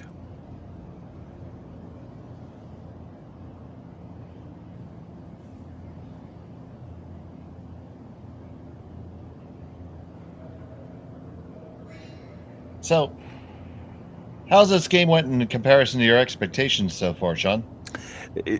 I'm going to give you the same answer, really, that I gave you the last time you asked. It's partly based on the two games that I saw earlier today. And I saw Totzek this morning. Called it with you. You saw that one as well. And as much as Sixten himself really likes the draws and plays them very well, we saw a number of draws or a number of runbacks and some hits and rolls. And I saw the same thing this afternoon from Dustin Kalthoff's team, and both teams playing in that game. And it seemed like the hit and rolls were being made with a higher precision today than the draws were. It was hard to find the line on the draws, but there's been some really excellent hits thrown today.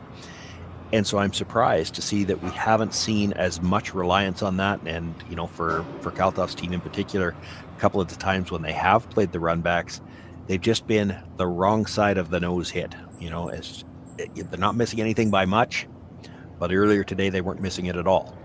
So, and then of course, just not as many of them attempted. We've seen a lot more freezes.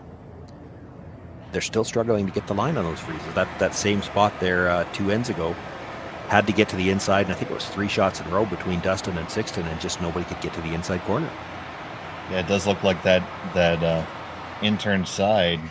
It must be the in, because that out-turn draw, when they played it, we saw it a couple times, just went sideways and completely over-curled the guard. So it'll be Totzek with hammer when we get back into action.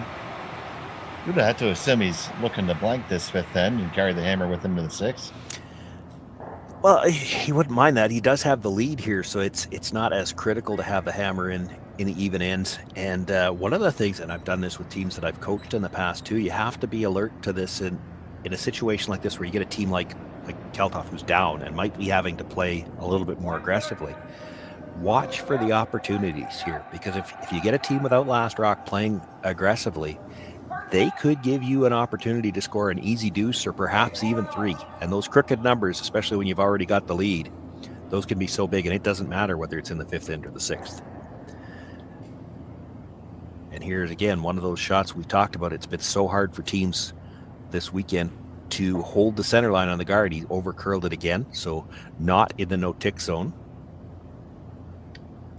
And by doing that, that's got to make sure that draw path is always open later. Yeah. Well, and it allows a little bit less risk here for Totzek trying to come around the center. He can, not saying necessarily that he will do this, but you can afford to tight ice this and take the approach that, hey, we're going to come around, but if we crash the guard and end up with 2 corners, oh well, that's not the worst thing.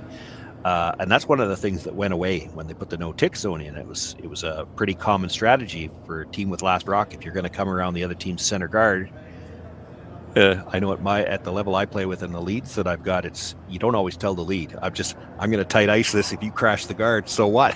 Well, you can't do that now when they get the guard to split the center. But it's been a problem here this weekend. Just those rocks, once they start curling, they just won't stop, and they slide and slide and slide, and just like we saw in the last one for Matt, slid past the center line. So now we have another guard on the way, trying to get a good one this time. Wants to split the center here for sure. It looks like it's going to slip into the rings, is it? And over curl the center again. Now this is something that's dictated by the rules. Now checking to see if it bit. It might be in the rings.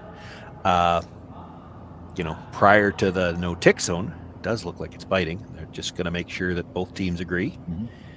Going to make a play on it. Prior to the no-tick zone, if your first guard was that far off the center line and you wanted the second guard, you're going to try to make sure they're lined up.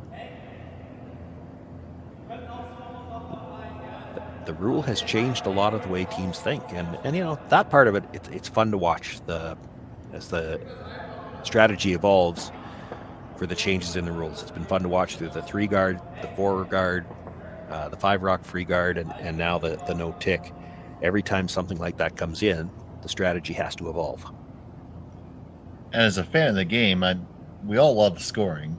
Scoring's universally loved in every sport. If you look at football, and all the rules are put in to help the offense score more. And curling is no exception.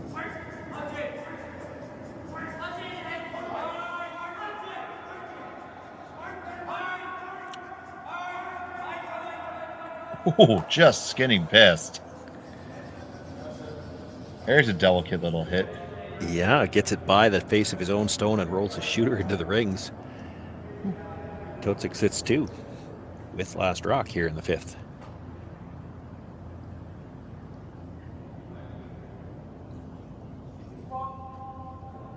So now calling for the bumper weight takeout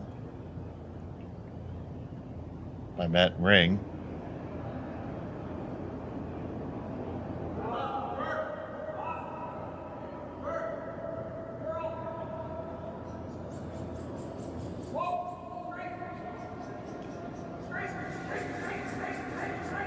Hoping to roll onto the rings here, and they will. Maybe a little too far. I think they wanted to stay in behind their own. Not because it mattered to bury it, but it actually would have worked as a second guard that way. So now wouldn't have allowed this opportunity. Yeah, right. So Totzek is going to look for the big roll. Yeah, doesn't want to stay behind now.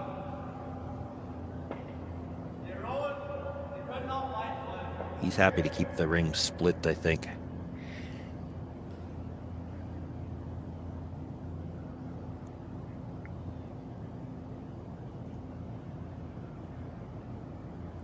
So, Gianluca Hug with his first.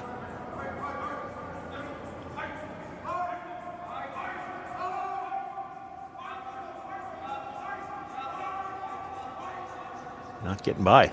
That's on the guard and a roll open. Removing the opponent's guard is not necessarily the worst thing there with Hammer. Just no weight. Like, he didn't kill it. He leaves it in play in the 12-foot.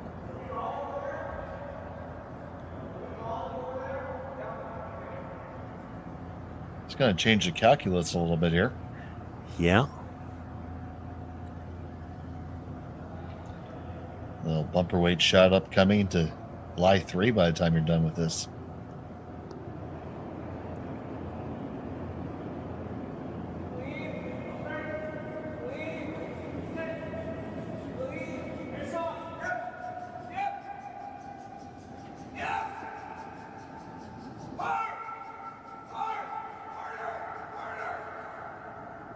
Just squeezes past the guard. I have to feel like he would have liked to have rolled open there a little bit. Yeah, I didn't want to leave doubles this early in the end if he could have avoided it. You keep them spread out, keep them from playing these for as long as possible. He still needs to make 2 of them to get back to a blank. But the first one is lined up for you now.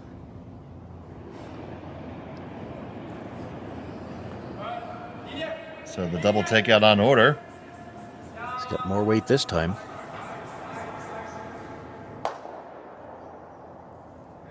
Does not make it, just shoots it right on past. Left his shooter in an interesting spot, though. It's tough for Dustin to make a play on it. If he rolls out, that's as good as giving him one of the doubles. He'll have a chance to try to group the other stones. The guard is aggressive for sure. And I think the comment that came from the other end might be something to that effect.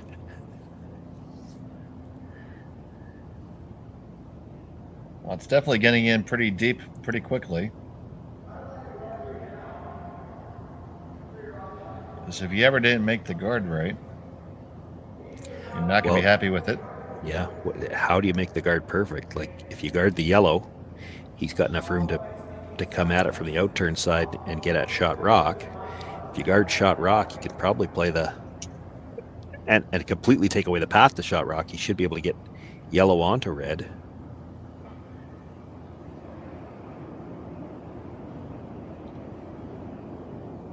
So it'll be interesting to see what they draw up.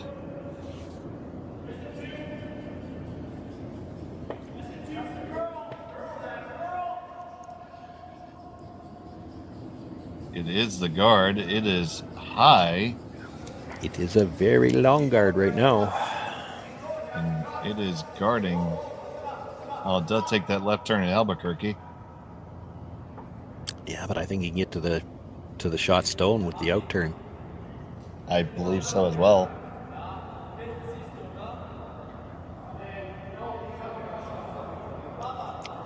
And this is one where you could play it with, you throw it back line to Hack. If you rub the guard on the way by, your shooter probably ends up in the rings.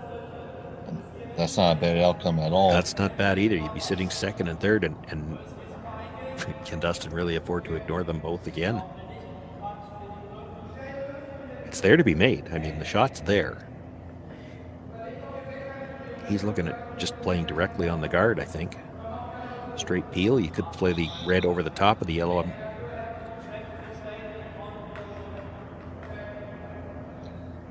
Yeah, now I think he's coming back to. Yeah. Well, this was his first thought.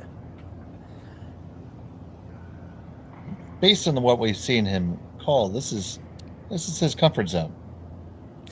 Well, there's a lot of good outcomes on this, possible on this particular shot. Again, like I said, you crash the guard with this quiet weight that they're going to throw. There's a chance your shooter ends up in the rings.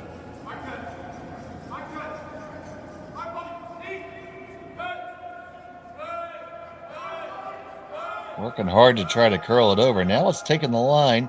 They're going to get it. Will they clear it? No, and the shooter does spill.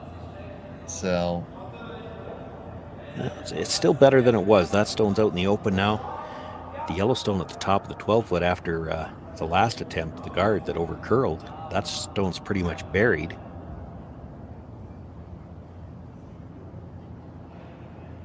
So now Dustin Kalthoff is going to draw underneath of everything here.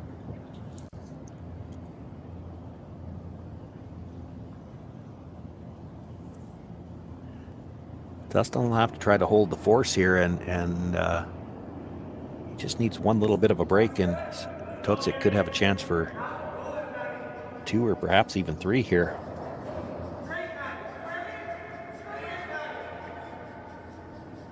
This does not look heavy.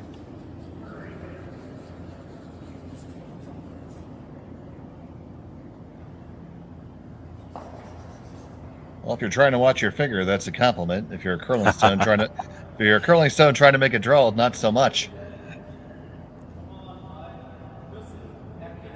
Yeah, he could make a play directly onto shot stone right now, but the problem is the come around is still going to be there. So you get there first, hope you have a chance to make a play on that stone later, and it could be for a big end.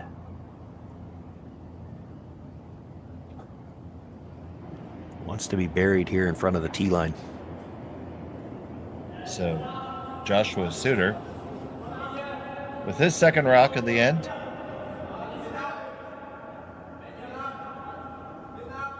Waiting for it to take the curl. It should go now. It's coming. It is coming. The line looks really good. It's all about the weight right now. Where is it gonna settle? It's gonna be behind the tee. But still be shot. But now you have something for Dustin to work with. Yeah, needed that to be in front of the tee line. Gives Dustin a chance to get there first. It's got to be made. I mean, he doesn't get something in behind cover. I'm going to guess Joshua Suter knows a couple of words of English, and whatever they are, they're funny, because he got a chuckle out of Dustin Kalthoff on the way by.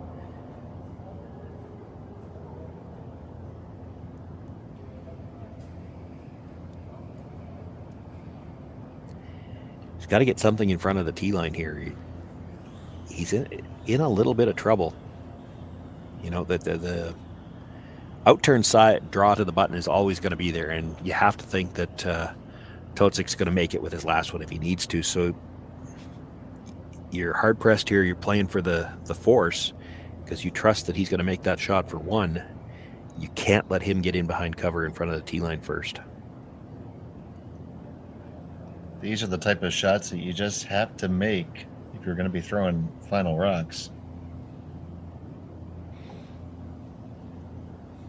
That doesn't help that there's a couple of yellows already hanging around that he can't do anything about.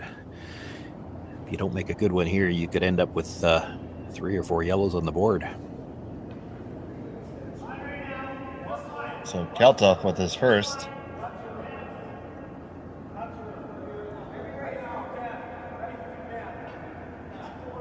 This doesn't look light. And it's a long ways out there yet.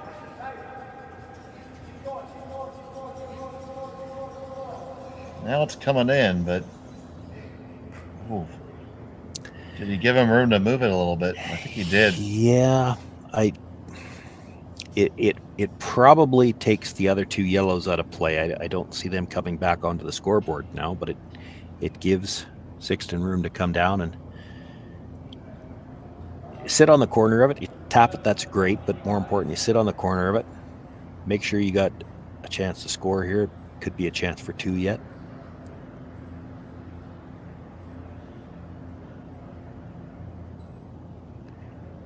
You know what? If you could tap it back about 8 inches, that red on this side is far enough back you could come off of it onto the stone that you're about to tap back. Now that's Dustin's still got a rock to throw in between the two, but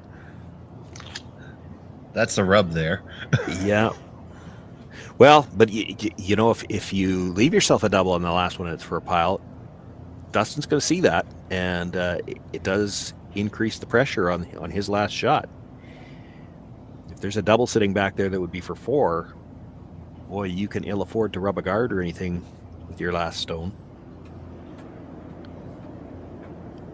So here's the first for Sixten Totzek in the 5th end.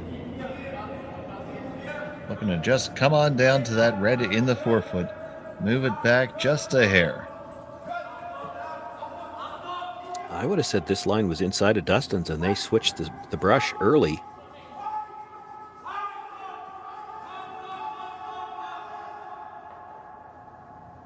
And I think they might have overcurled it. Yeah, I don't think they have shot there. They did not need to switch the brush. Now, it's flat, but that double might be there. You look at how high his shooter's going to be when he makes contact. That's what Dustin's looking at. Yeah, he's definitely taking a look at it. This is the kind of thing in league play at our club. I just hope the other guy doesn't see it. Yeah.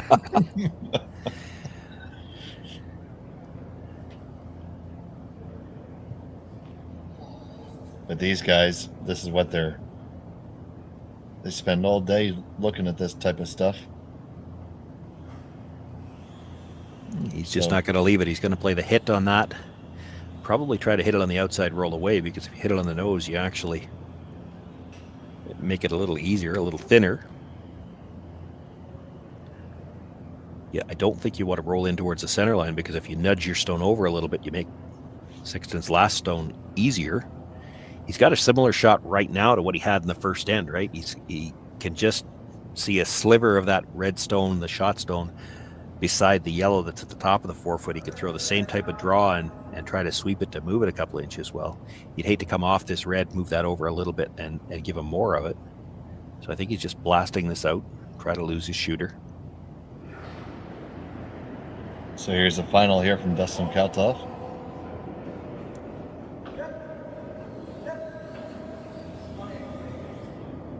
It's out there.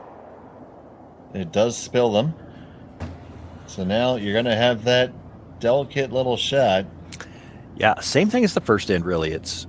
The thrower has to throw this as a draw. Now, what happened in the first end when he played it, they had to wait so long for it to curl, he just wasn't able to get there, but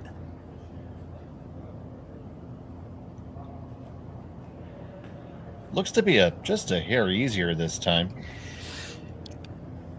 I don't know if easy is the word I'd use. It's a tough shot, but I mean, sure, it's there. It's there, and it's because he draws so well. It's throw it as a straight draw. He doesn't have to move it very far, that's for sure. And because they curl in so hard at the end, he'll be coming in at almost like an angle, which makes it, I guess that might be what you're talking about. It's easier than it looks, I guess, because it's coming in at an angle rather than almost straight as it comes by the guard. Yeah, right. So basically, you let it come on down, and as soon as it gets to the forefoot, it puts the blinker on. Yeah, and if your weight's close, if it overcurls a little bit and you touch the yellow, your shooter just spins into the button off that too. I mean, you're fine. You can go at this fairly aggressively as long as your weight's, right there. You want to be right on the tee line and let the sweepers make the shot. It's hard to make this right out of your hand. This has to be swept to make. So Totzek with his final stone of end number 5. Going to come on down and just caress the red stone out of play. Just to be sitting 2 on it hard for the weight right off his hand. Pressure's got to get it there. It's got to get there if it can ever be there. Boy, he's close. It's going to come on down. It's going to, just as we discussed, wick the zone and roll onto the button. So he gets his single. No harm done there. And it's a score 1, 4-2 after 5. Back from Beaumont after this.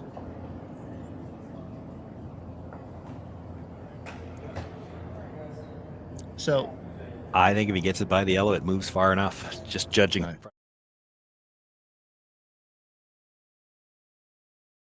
Fueled differently. I look at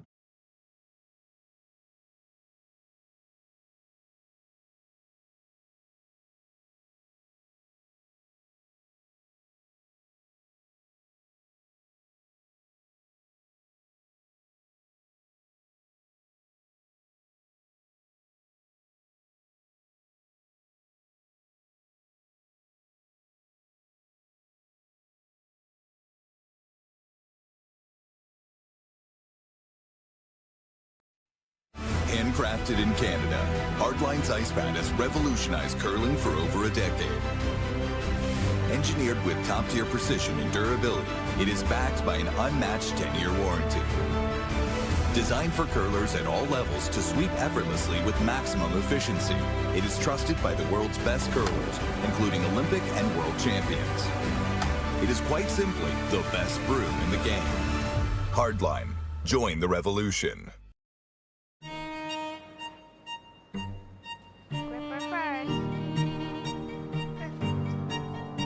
Don't forget your brooms. Yep, you got it.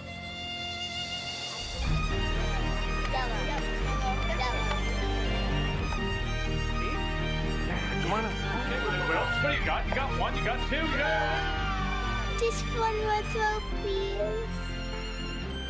You make moments like these possible. Calling all curlers, novice to pro. Ashland Curling Supply's patented rotator disc system lets you customize your slider right in the store. Velcro attachments make it easy to find the sliding platform that's right for you. Shop Ashland Curling Supplies, 700 McPhillips, online at ashland.com. 3-2 though. And we're back here in Beaumont. 6th end of the Hack2House Alberta Curling Series Major. Glad to have you with us. Dave Schmel and Shawn Joyce with you. And we got a good one cooking.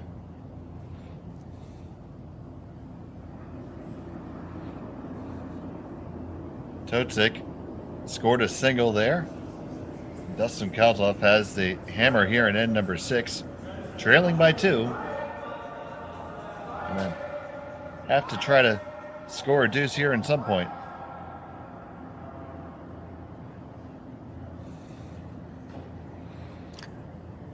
Well, I'm not sure what happened to that stone. It made a hard turn and it ends up being a hogged stone. The brushes were down, but it sure acted like it picked. Looked like it picked up a lot of extra rotation.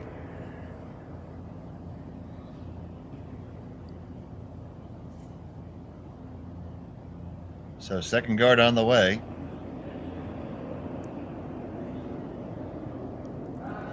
Could be coming in, but likely a guard.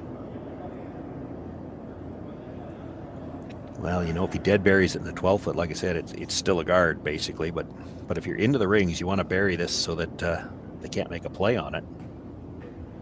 Well, we are in the rings. The question is, will we remain in the rings?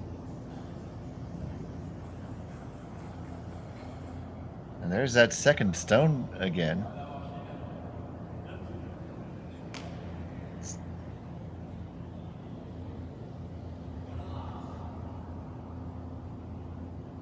And that is in the back, and it does appear to be out of play. I think it's outside of the rings. Now I think so even more. Crack production crew.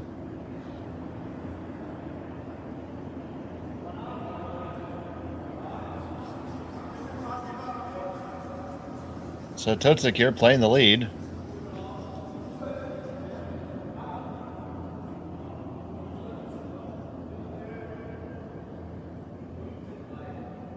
Continuing to just drag him on into the house and force Dustin Kalthoff to have to build something in spite of him. I got those two a little too close together, I think. You might see the call for the nose hit. Typically when you're playing rocks like that in the middle, you want to leave a little bit of separation. Right now, if Dustin hits the top one out right on the nose, he's going to stay frozen. He's even thinking about playing it quiet, try to leave the stone in the back of the 8-foot. It's more important here to hit the nose than it is to worry about the back stone.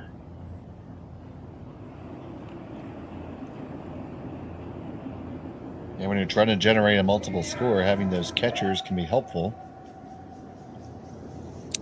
Yeah, it needs to hit the nose though, and this is already curling. It's got no weight either.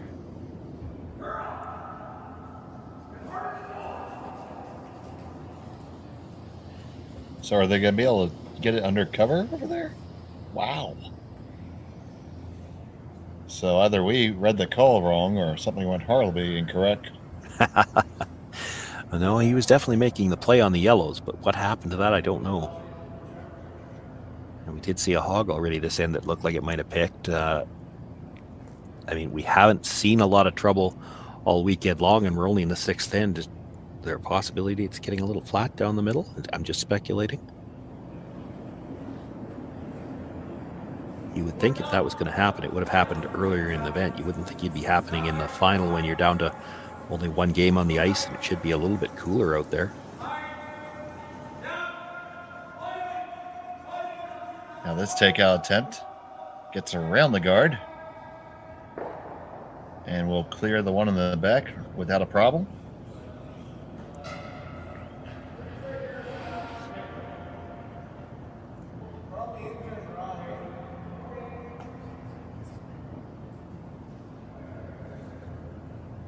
So now indicating a freeze as opposed to a tap back.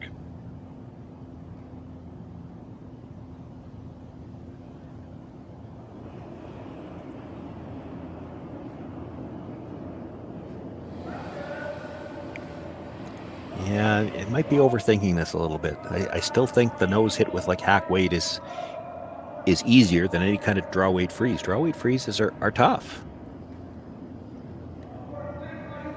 So the stone from Sam Wills coming on down. It's going to get there. How much is it going to bounce? It's relatively well thrown. But leaves the three of them in the line, and Totzek looking for the guard now.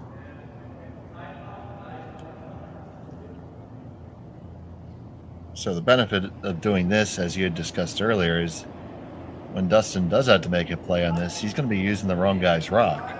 Well, yeah, and he needs, because they didn't tap one back there, they didn't play the hit, they didn't move the back stone. They still have to hit that twice to get rid of both yellows. You're only going to get rid of the back one the first time you hit it. Oh, they do not want to be right down on top here.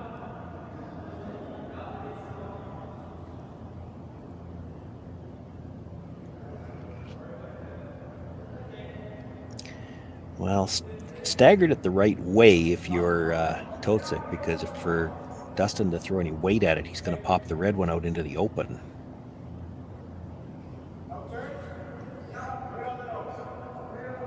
Looks like he has no choice but to rattle that cage now. Yeah, I'm not sure that he needs to throw it as hard as this, but if you hit it right, you might be able to get 3 yellows to go. It'll be that the middle yellow in that line of 3 isn't going anywhere, but the top one after it hits the red could come across and take out that yellow at the side of the 8-foot. So on the one, bang, bang, bang, the red goes out the side door. I think they were hoping that red would stay on the side of the 12-foot somewhere. Yeah, still Totzek, rather, line 3.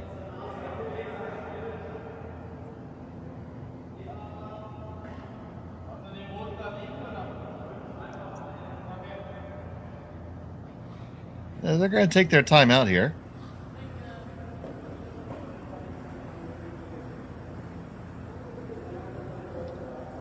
So break down the options for us here. Well, I think you're hitting the red. The question is, where do you hit it? It's a little risky. You hit it off the nose either way. You could jam something. There's probably a little bit of room to hit it on the outside and roll a couple inches, and I don't think you want to do that. You pretty much need to hit it right on the beak. If you roll a little bit to the outside, there you see them indicating that would leave room for Dustin to get to the inside of that yellow and roll in behind the corner. He'd certainly take the play away from the middle, and that reduces his risk as far as a steal, and he can play a little bit more aggressively now for the rest of the end to try to get his deuce, because I don't see a blank coming.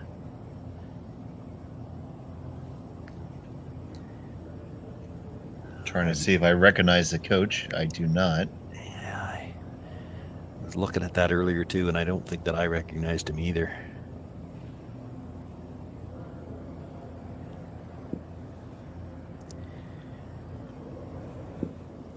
Like, if you took that red out of the rings and rolled away, just take that red out of there, what does Dustin have right now? And he's probably got at least a double off the one on the center line into it. If he can come into the pocket of the other two, he might be able to get all 3 of them. So if you're hitting the red stone, you got to be careful not to leave him too much of the inside of that yellow. So it looks like the call has been made, trying to hit and roll over in front of yours. Have to be careful here. Yeah, a little bit. Now, I wonder if part of the thinking, and they didn't gesture it. Now, if you're going to play to hit it this way, boy, if you ever could, you'd love to just rub that yellow stone on the way by and not leave the in-off on that, even if you lost it. Kill that stone, but sit 3 on the corner. That's not a horrible result. So here's the stone from Josh Suter. Quieter than I thought he was throwing it. This is already well past the nose. This is trouble. Danger, Will Robinson. You lose a couple of your own here along the way. Yeah. And now, just like that, Dustin Kalthoff is hitting shot. He's got to be careful not to leave a deuce or a double here. He's got a shot at 2.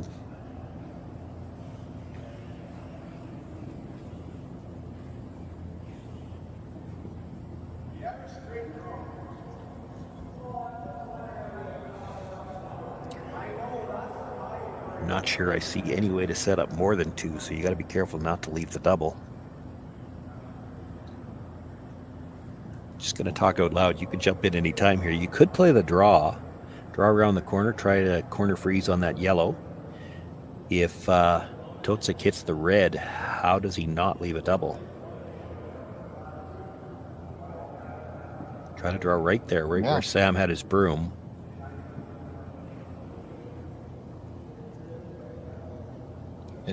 Looks like the angle. That is tough. Try to hit that yellow, get it by the red, and roll to the open side. That's tough. That's tough not to leave a double to playing that. I was thinking for a moment to try to hit the yellow on the right-hand side as we're looking at it, and skitter my shooter under that way. Roll behind the corner, yeah. Mm-hmm. Could leave probably a double an easier that way shot. Too. Yeah, probably an easier shot. Much more makeable. The more I look at it, the more I'm liking the draw. They did look at it. Seems like they want to deal with that second shot stone right now. It's really hard to deal with that stone right now and not leave a double back. You make the draw over to the corner. Granted, you do have to be third shot. But what can Totzek do with shot rock without leaving a double? I don't see there's anything he can do without leaving a double. I'd be inclined to agree with you. So, here's the final for Sam Wills. The whole key is here. No, don't leave a double. That's Totzek's get out of jail card is if you leave him a double here. Okay, we're coming way across the face. Now you make contact. Do you get it by? You do. I'm pretty sure there's a double there. Yeah. I mean, it still has to be made, but you didn't have to leave it.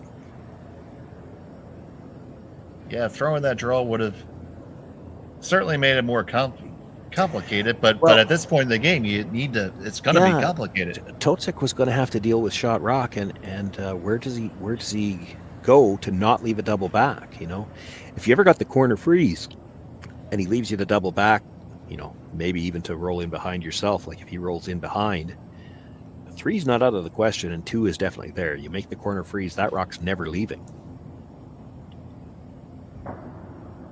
They gestured at it real quick. Any chance of jamming on the back there? Well, yeah, there is. I mean, it's a possibility, but if you do jam, I mean, you're still going to be sitting 2, and likely no double unless you spin up. There's not a lot of time for Dustin to try to bring that stone back into play, even if it did jam. Here's Totzek with his first in the 6. Make the 1, make the double, and out the back. Yeah, a little thin on the first one, loses the shooter. So now Dustin has to wrap around and throw that draw anyway. Likely no double unless you spin up. There's not a lot of time for Dustin to try to bring that stone back into play. Just a hair thicker on this one. Here's Totzek with his first area. in the 6. Have to make a play make the 1, make the double, and out the back. Yeah, look. Now it does give him the opportunity to try to get the old skipper's deuce here.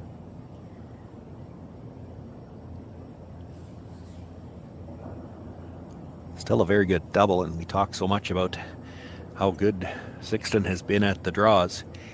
He can throw the hits too.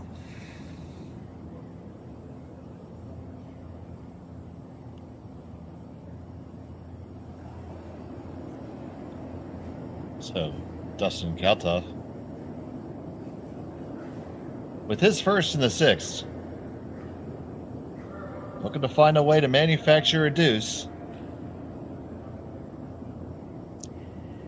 If you could corner freeze the yellow, that's the hardest shot to get out of the rings, but you could come around the yellow. This has got a lot of room, though, and looks like maybe a lot of weight. It's through the 8, through the 12, and almost all the way out the back. So that's a key miss there. Just do not leave a double here and you're good.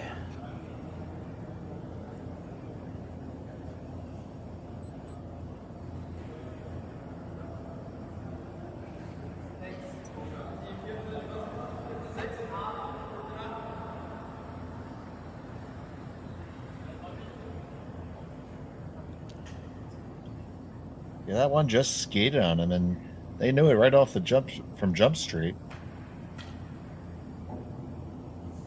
Yeah, it wasn't much you could do with it. I have seen a few teams try to make a rock curl, but it doesn't slow down when you do that.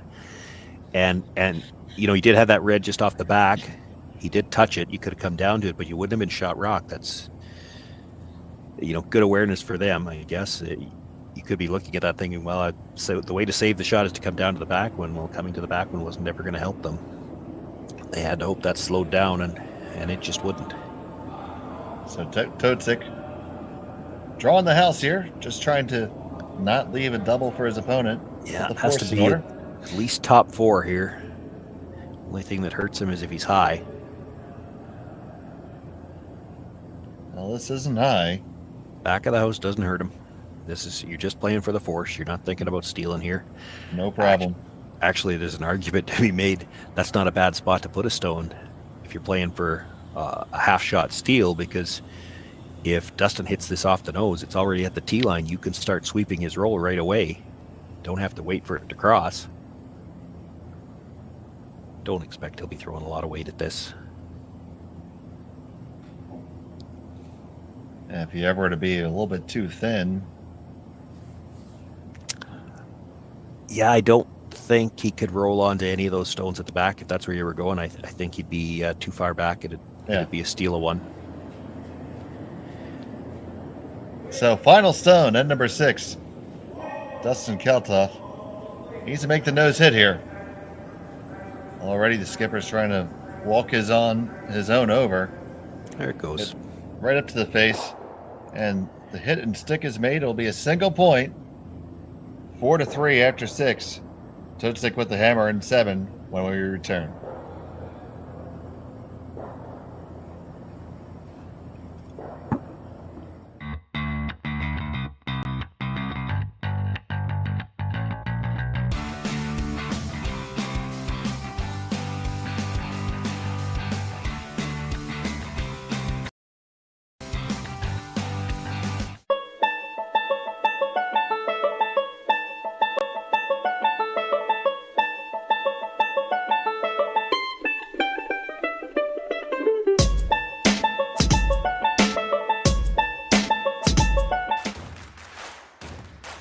Imagine being able to stream every curling game from every sheet from any event, be it your Wednesday league game, bonspiel, or corporate event. Curling Stadium offers an all-inclusive streaming solution featuring high-quality cameras, ease of use, great reliability, and minimal installation. Offering your sponsors customizable ad space on your streamed curling games and being able to sell video packages to your corporate events for increased revenue.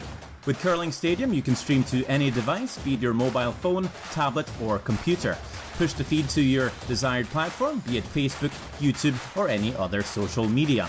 Curling Stadium is simply the way forward. Where it's commonplace in other sports to televise every game, we want to do the same. Curling is a global sport, and it's time it gets the coverage it needs. Make your curling club the next Curling Stadium. So we're back here in end number 7. The Hack2House Alberta Curling Series Major. It's the finals. Schmel and Shawn Joyce bring you the action. We're happy that you joined us here today on Curling Stadium. It is Sixten Totzek with the hammer and the 1-point lead here in end number 7.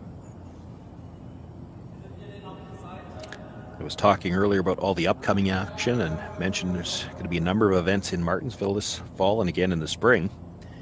James Gordon is the producer for this game and is also the head ice maker in Martinsville. He did send me a message. A couple other things to take note of. I guess the ice isn't quite ready. It'll be ready on Tuesday. And he also mentioned, and I knew this, I hadn't mentioned it yet though, that they've got new rocks this year in Martinsville. And I'm going to mention it, and I'm going to say, because I can't remember where they're from, so I'm expecting I'll have another message from James here shortly. I want to say they were from K's, but they could be Canada Curling Stone. Brand new rocks. So you see all these shots you see with some of these lively striking bands, you'll be able to make everything in Martinsville. New rocks are always fun. You get those brand new striking bands and doubles and triples, and the rocks fly. We'll have them conditioned so there'll be plenty of curl. Going to be fun to watch. So Totzek bringing his first into the house. Dustin needs to generate something here. Well, I get all kinds of extra information. K's with the Welsh granite body they're offering as an alternative option to the common green body. So I just wanted to know the manufacturer, and I get all the details. Well, I'm assuming they had the blue hone inserts for the running bands. Yeah, he didn't specify. He just said the same inserts as the common green, and I know the blue hone is the most common used, as long as they can find it. And It's another one I'd have to Google. I know they were running short on it at one point in time, and then I think, if I remember right, they found another vein. They did, but a big majority of the blue hone inserts right now are from reclaimed stones. Yeah. And you can get, I think, about 4 or 5 out of a stone. So stones in my club, we have Treffer striking surfaces with the blue hone for running CCS stones. Mm-hmm. And that's it's just a question of which Treffer, but that's the more common configuration right now. The Trevor granite, and there's a couple. There's a green and a red, I think, and they're a harder granite, so they work better for the striking surface. Yeah, a little bit softer blue hone gives you the good running surface. We're the red Treffer. Okay. So that's more than many of our viewers ever need to know about curling stones. There is actually, you can find it on YouTube if you're ever interested, and it's under a program. I'm not sure who it was originally contracted to. And the show's called How Is It Made? And one of the episodes did look at how the curling stones are made with the inserts. Yeah, I watched that very episode on the Discovery Channel here. I think a lot of curlers have seen that episode. It's quite interesting to see how they're made. And it is a different process than it used to be, because they didn't used to be inserts. It used to be solid stones. I know our old stones at my home club, Nutana, here in Saskatoon, were blue hone stones. So when we bought our new stones and with inserts, there was some value in the old stones, because, as you said, they can cut. It's 4 or 5, and I can't remember the number either, inserts out of those old stones.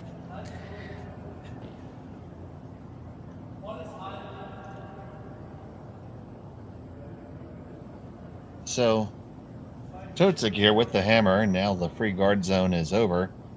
He can remove some of these pesky redstones. His whole intention here in this 7th end was to try to keep the blank alive, and that's why he's thrown everything to the middle. He didn't even attempt to throw a corner guard here. Scoring is not the first thing on his mind this end. Now, that's not to say it might happen, but the reason it might happen is because Dustin Kalthoff might have to play a little bit aggressively here. He does not want to see a blank end. And we are going to make the double peel there. That's a nice shot. Lee's a very long corner, but these stones are curling so much. Yeah, that's a tough double peel, and because it's not the way they play it as oftenly anymore. A lot of times when you're playing those double peels, you're trying to run it across the top and into the rings. Well, he couldn't do that this time. It was 2 red stones, and to hit them on the same side and still have enough action to get your shooter over, that's a very good shot. So now another guard has to be upcoming. Yeah. This is where, when you've got a team with 3 players, it's hard on the commentator to keep track of what stone we're on. Because he's the third, but he gets to throw 3 of them, and he'll throw 1 more guard, maybe 2. Might even throw 3. He'll have to make a move in the rings at some point in time, but you come in too early. Totzek gets too many chances to blast, and he can get back to a blank situation, and you just don't. Dustin Kalthoff really can't afford to see a blank here. He'd rather give up 1 than get the blank. He'd love to steal, but that kind of looks like it's out the window now.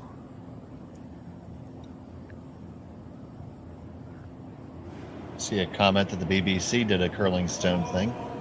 I know that the one I watched was produced in Canada, actually. They were showing the process that actually is used at CCS. It was filmed there, if I'm not mistaken. Yeah, I think so. That sounds right. I showed my US-ness there. I didn't say process.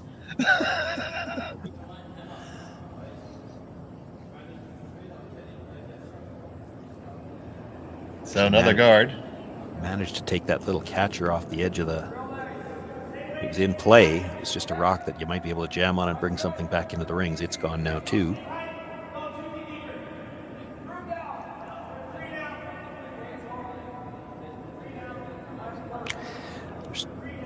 I'm looking at the situation in the house myself and trying to decide at what point in time does Dustin make a move in the rings, and what's the move going to be? You could play the double on the yellows and try and hope to get to a force. The problem with that is you're going to leave a double back, so if you're going to play that, you have to play it really late. Well, with that one over curling, Sixten Totzek indicate that he's going to look to possibly make a play on the one in the house now. Yeah, play the double on the reds. So Joshua Suter is going to be called on to perform that task. His first on the way.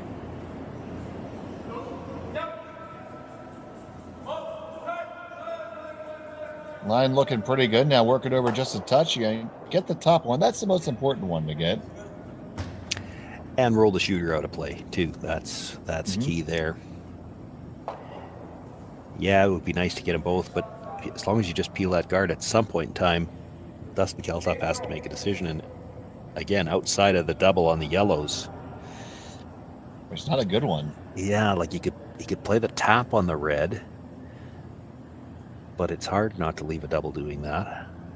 Yeah, right now we're just on shampoo patrol. Lather, rinse, and repeat. Eventually somebody has to make that move.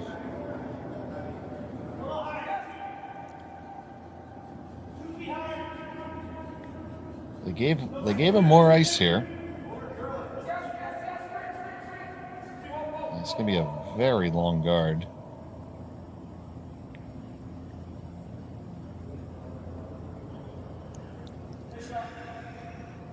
Very long guard might be okay, because that might be enough to tempt Sixten to make a play on shot stone directly. He's thinking about it. And you know, right now, if he picks that out and rolls away, Dustin can come right around everything and try to bury around the two yellows. So, well, now tempted him, but didn't tempt him enough. Cooler heads prevailed. He decided to put down the jelly donut and just throw the peel. Yeah, I think this is a straight peel this time. A lot of separation. I don't think he's going after the one in the rings at all. Well, they were brushing this before he even let go. That's a nice, well-executed peel. Loses the shooter. So now we're on Skip's rocks. Had to make a decision at some point. We're going to throw one more. He's actually, by the looks of it, going to try to force Sixten to make a decision. You throw one more guard, and Totzek has to make a choice, because you know that if you just peel the guard, he's going to play the double, and you're forced. So you're inviting Sixten to either make a play on the red stone, or he could make an aggressive play. But I mean, if you're going to get a steal here this end at this point in time, you have to give him that chance and try to tempt him to do that.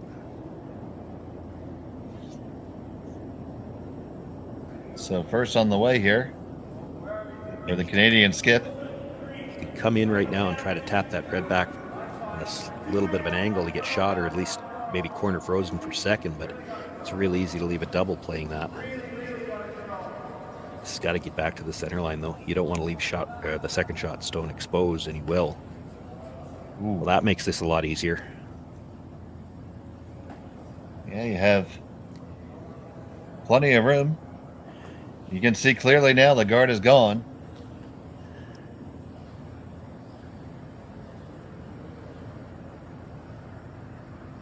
You want to stay at this right on the nose. You want to stay fully in the open, so that if Dustin Kalthoff comes wide around everything, you've got this stone to run back.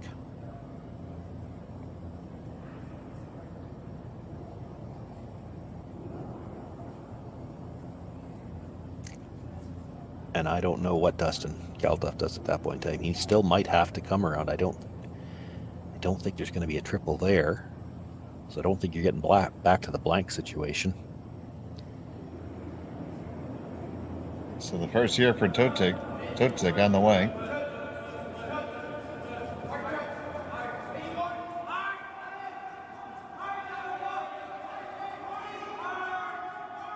Bringing it over. Touched his own stone. Interesting. Did that change the landscape at all for you? It's actually probably better for Totzek. That's what I was thinking of, my first instinct. Nothing's overlapped now, right? Yeah, right, because you had those two stones corner hook there on the one side. Yeah. Dustin could play the hit and roll off the yellow. The problem is it's still a very short run off the yellow at the top of the 8-foot. Well, what else do you have right now at this point? Well, I think he has to come right around everything, and that's the problem, is that now, even if you're to the back of the 4-foot and kind of bury behind the shot stone, it's completely open. He could play the short run on it, too. Is there a way you could get to it with a freeze? Not that that's easy, but... I just think the stones curl too much. Yeah. I think that if you... By the time you're by the corner... Right. Yeah.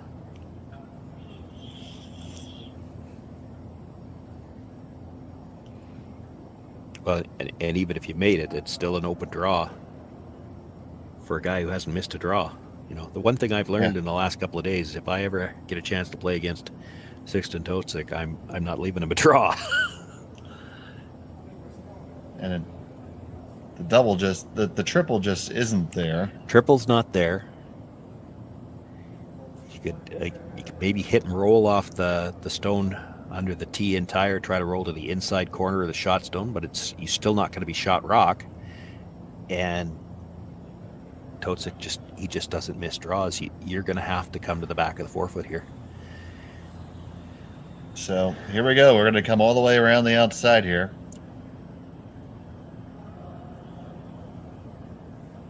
The good news is you've thrown this line a few times on the guard attempts, so you have at least an inkling of an idea of what the speed is out here.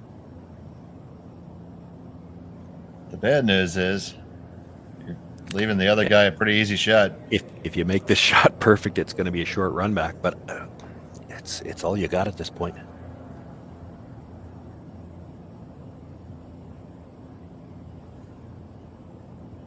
So facing 3, Dustin Kalthoff needs to find the back 4. Yeah, maybe just nibble the back of the button, leave the short run on the shot stone as steep an angle as possible, and leave some separation between the top one. That's probably the best you could do, because you come right to the back of the 4. The short little angle on the shot stone is just too easy. Okay, we're around the guard, no problem. This has some curling to do, and it has some stopping to do. And it is going to come to the back 4. It's second shot, but that's very gettable. Well, and do you have to? Like, if you just draw for 2, you're 3 up coming home. Oh, sure, that's pretty... I like my chances that way.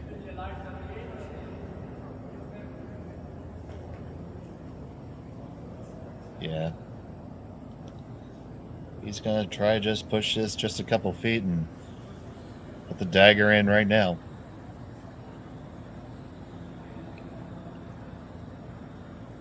So final stone coming up for Sixten Totzek.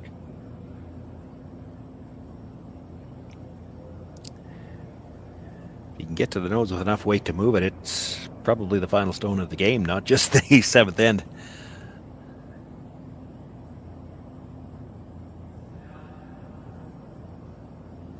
Ask for just a broom more ice. Doesn't even need to get it all the way out. He only needs to move it About 2 feet. Yeah, if that. 1.5 feet probably. A foot probably is good for 2 or for 3, I guess, because the shooter will be the 3rd. 18 inches probably gets him 4.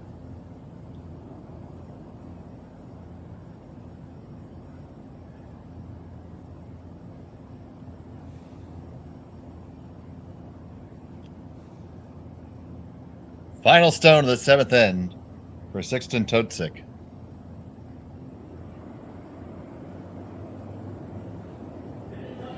You just need to move it back. Get it down to it.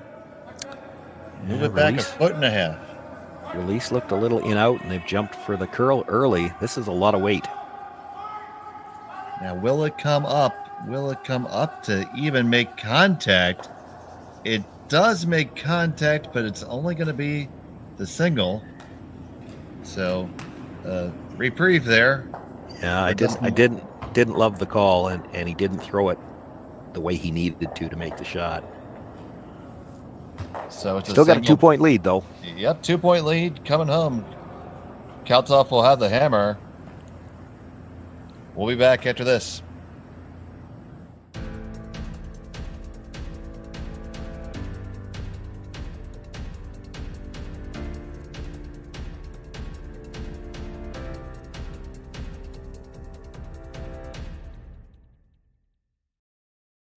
I don't remember a time when curling wasn't a part of my life.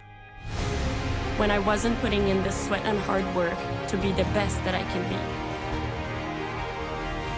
Clocking in the time, the effort to practice day in, day out.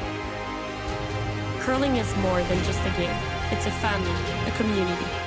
And when it's time to play, I know I'll be ready. Hardline, supporting hundreds of our next generation athletes. Calling all curlers, novice to pro. Ashland Curling Supply's patented rotator disc system lets you customize your slider right in the store. Velcro attachments make it easy to find the sliding platform that's right for you. Shop Ashland Curling Supplies, 700 McPhillips, online at ashland.com.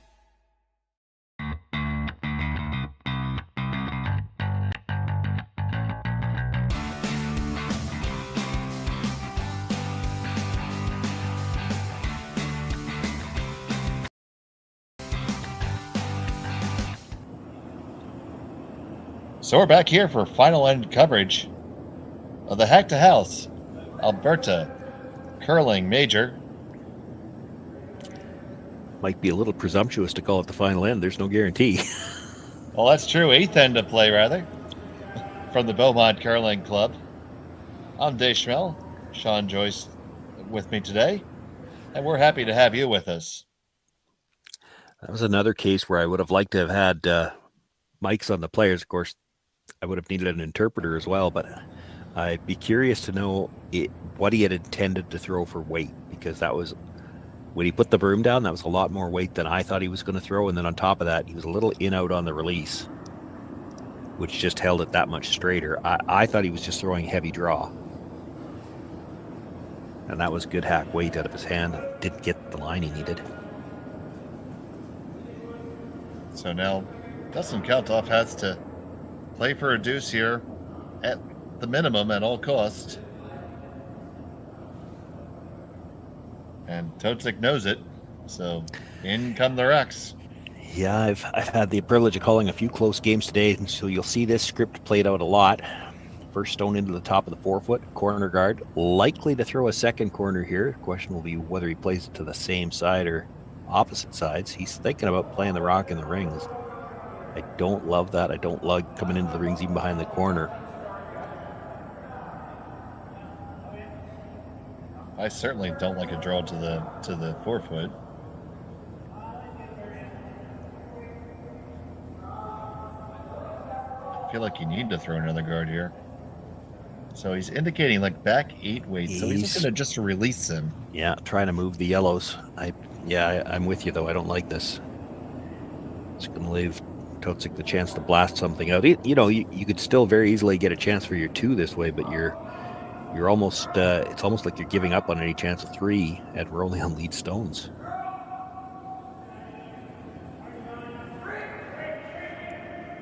So Sam Wills sweeping this down. Gonna come into contact. It does unlock it. Now, I'm pretty sure you can just lean back and fire, and that's gonna go away. Yeah. I mean, Dustin knew that this could happen. He was okay with losing 1 on the blast. He would have liked to have maybe gotten that 1 yellow behind the tee line, but now you're trying to generate points for the rest of this end with only 1 really wide corner guard.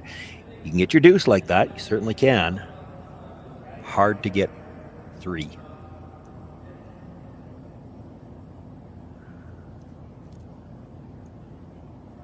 So we haven't seen a lot of bigger weight hits here, but Jan Luke is going to be called on for that now.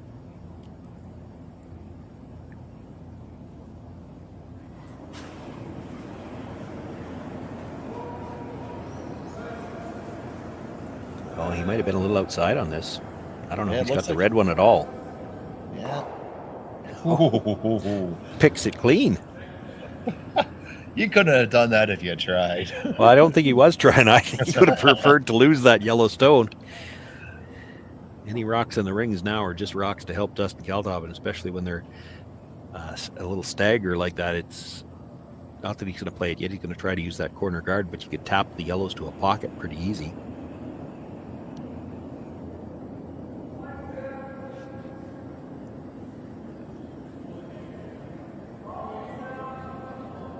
If you're going to try to generate 3 without 2 guards, then you need 1 corner guard and try to use something in the middle of the house to get a jam. That's the same as a guard. So he's got stuff to work with right now.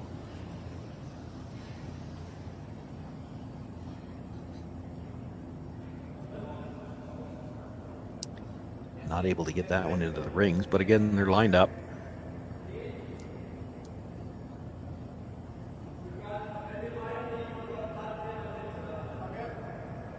Totzek has to hit it on the center line side. He can't risk bringing it into the middle. So if he's going to get the double, his shooter's probably sticking somewhere. If he straight peels the guard, he's okay with that.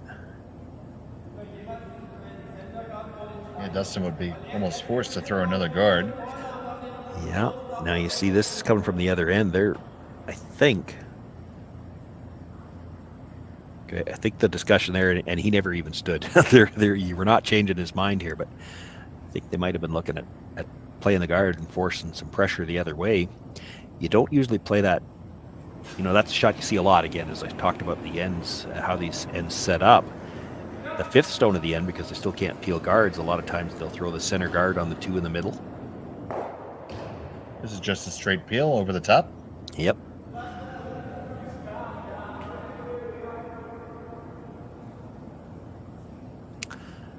I don't like this yet. This seems a little early to be Well, coming in here. But I'm throwing a guard on the P in Boston Pizza. And where does he peel it that he doesn't risk jamming it on something? You could maybe even put it a little over closer to the center line. He's not likely ever going to peel it towards the yellow ones.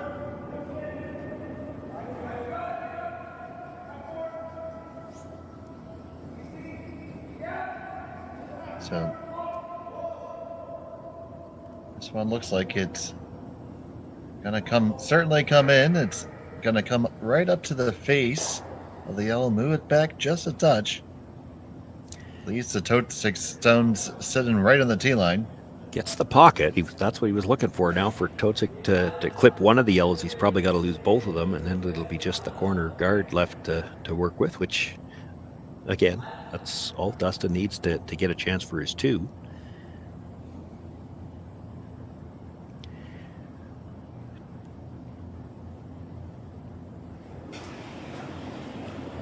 So here's Suter. Actually don't want to pick it clean this time. You need to catch one of those yellows on the way by. Yeah, that pocket's not your friend, and you did pick it clean. So now Dustin got what he wanted, an opportunity to get into that pocket.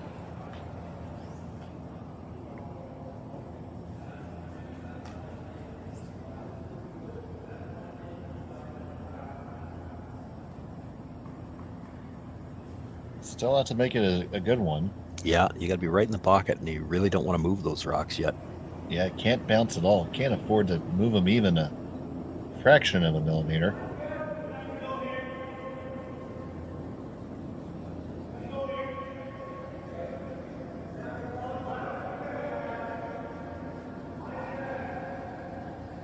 Trying to drag this one for the weight now.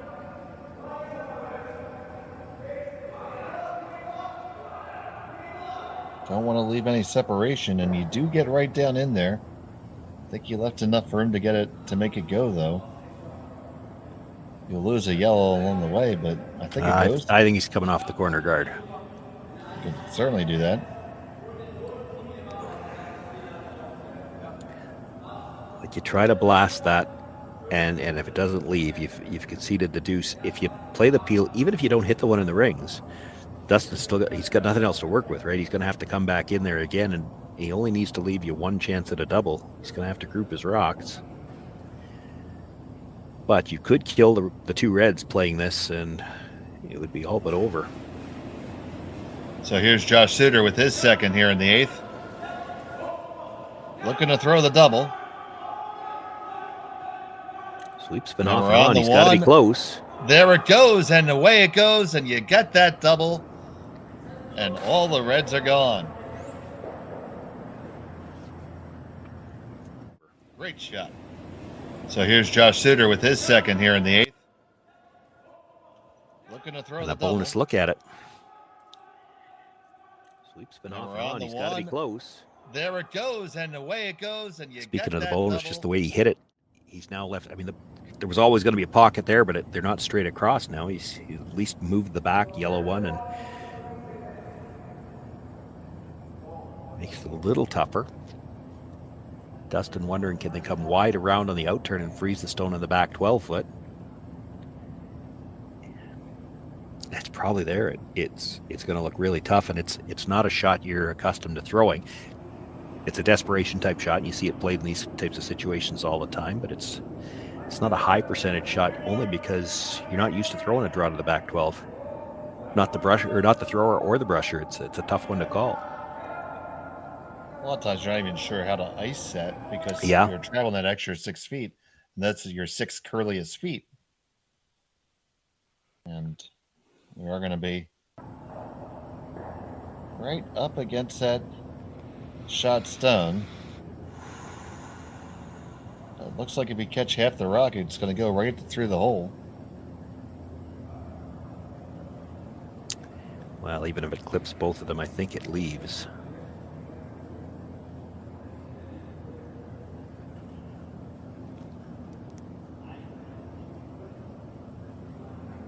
So. And I'm not sure it will clip the higher one, to be honest. It might get behind it all completely. I think it likely does go behind, yeah. He's not going to be able to be quiet on this one. He's going to have to throw some weight. You look at where the front edge of the stone on the tee line. So you look at the front edge of that stone, the back edge of the other stone. Those are about even. So it's got to come back a full rock by the other stone. So it might touch it. I don't think you'll ever lose it. You might touch it. But if you're jamming off the yellow and then touching the other yellow stone at the back end, you need some weight here to make sure that red leaves the rings. So Sixten Totzek is going to be looking to dial up the heat here and make this red stone go away. If you can double the red-yellow that are sitting one in front of each other on that side of the button, Dustin Kalthoff may have to try to come around the stone in the 4-foot to the back of the 8. This one's on the way. And he touches it. Oh, my goodness. You touch them all, it's going to go out the top almost. Oh, boy. My, oh, my. Well, what's easier? Well, you freeze the back when he doesn't have to blast it out very far, and he's throwing the middle. I mean, you're playing a low percentage shot no matter what you like, which one you like here. You come around the corner.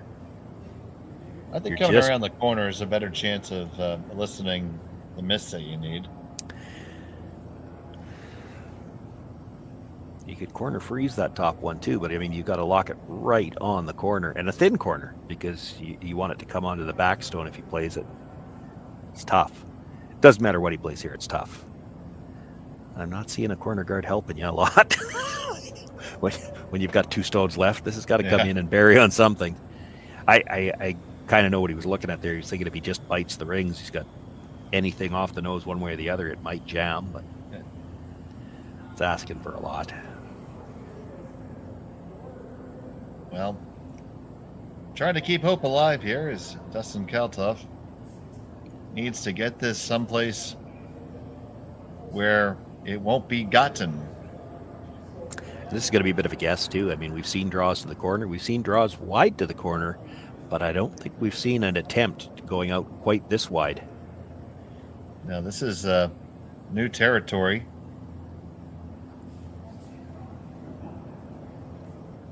It's a heck of a time to have to do it. Yeah.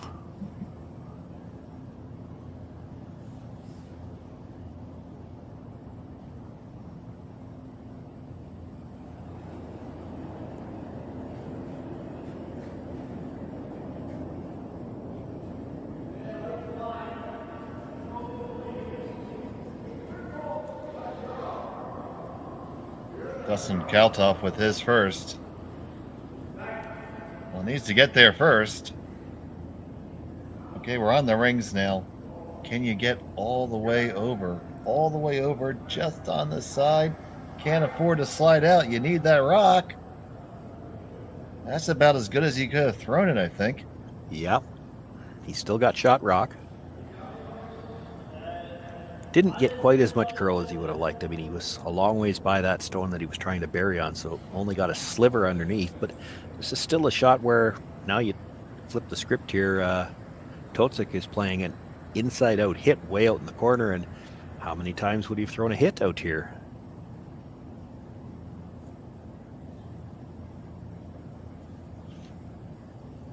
So Totzek going to make this takeout to seal the victory.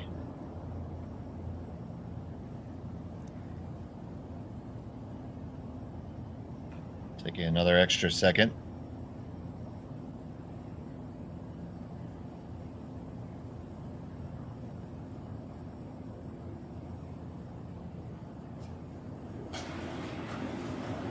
His final and 8 is on the way. Trying to work it over. Gotta catch it, and you did. And that'll be good enough for the victory. Congratulations to Sixten Totzek and the team from Fuessen, Germany. They are the winners of the Hack2House Alberta Curling Series Major. Well, a very entertaining game. Came down to one real big end, as it turned out. Dustin Kalthoff had a few chances, not able to generate the deuce to get himself back into it. Runs out of rocks here in the 8th. And everybody immediately hits the deck. That's what I was noticing too.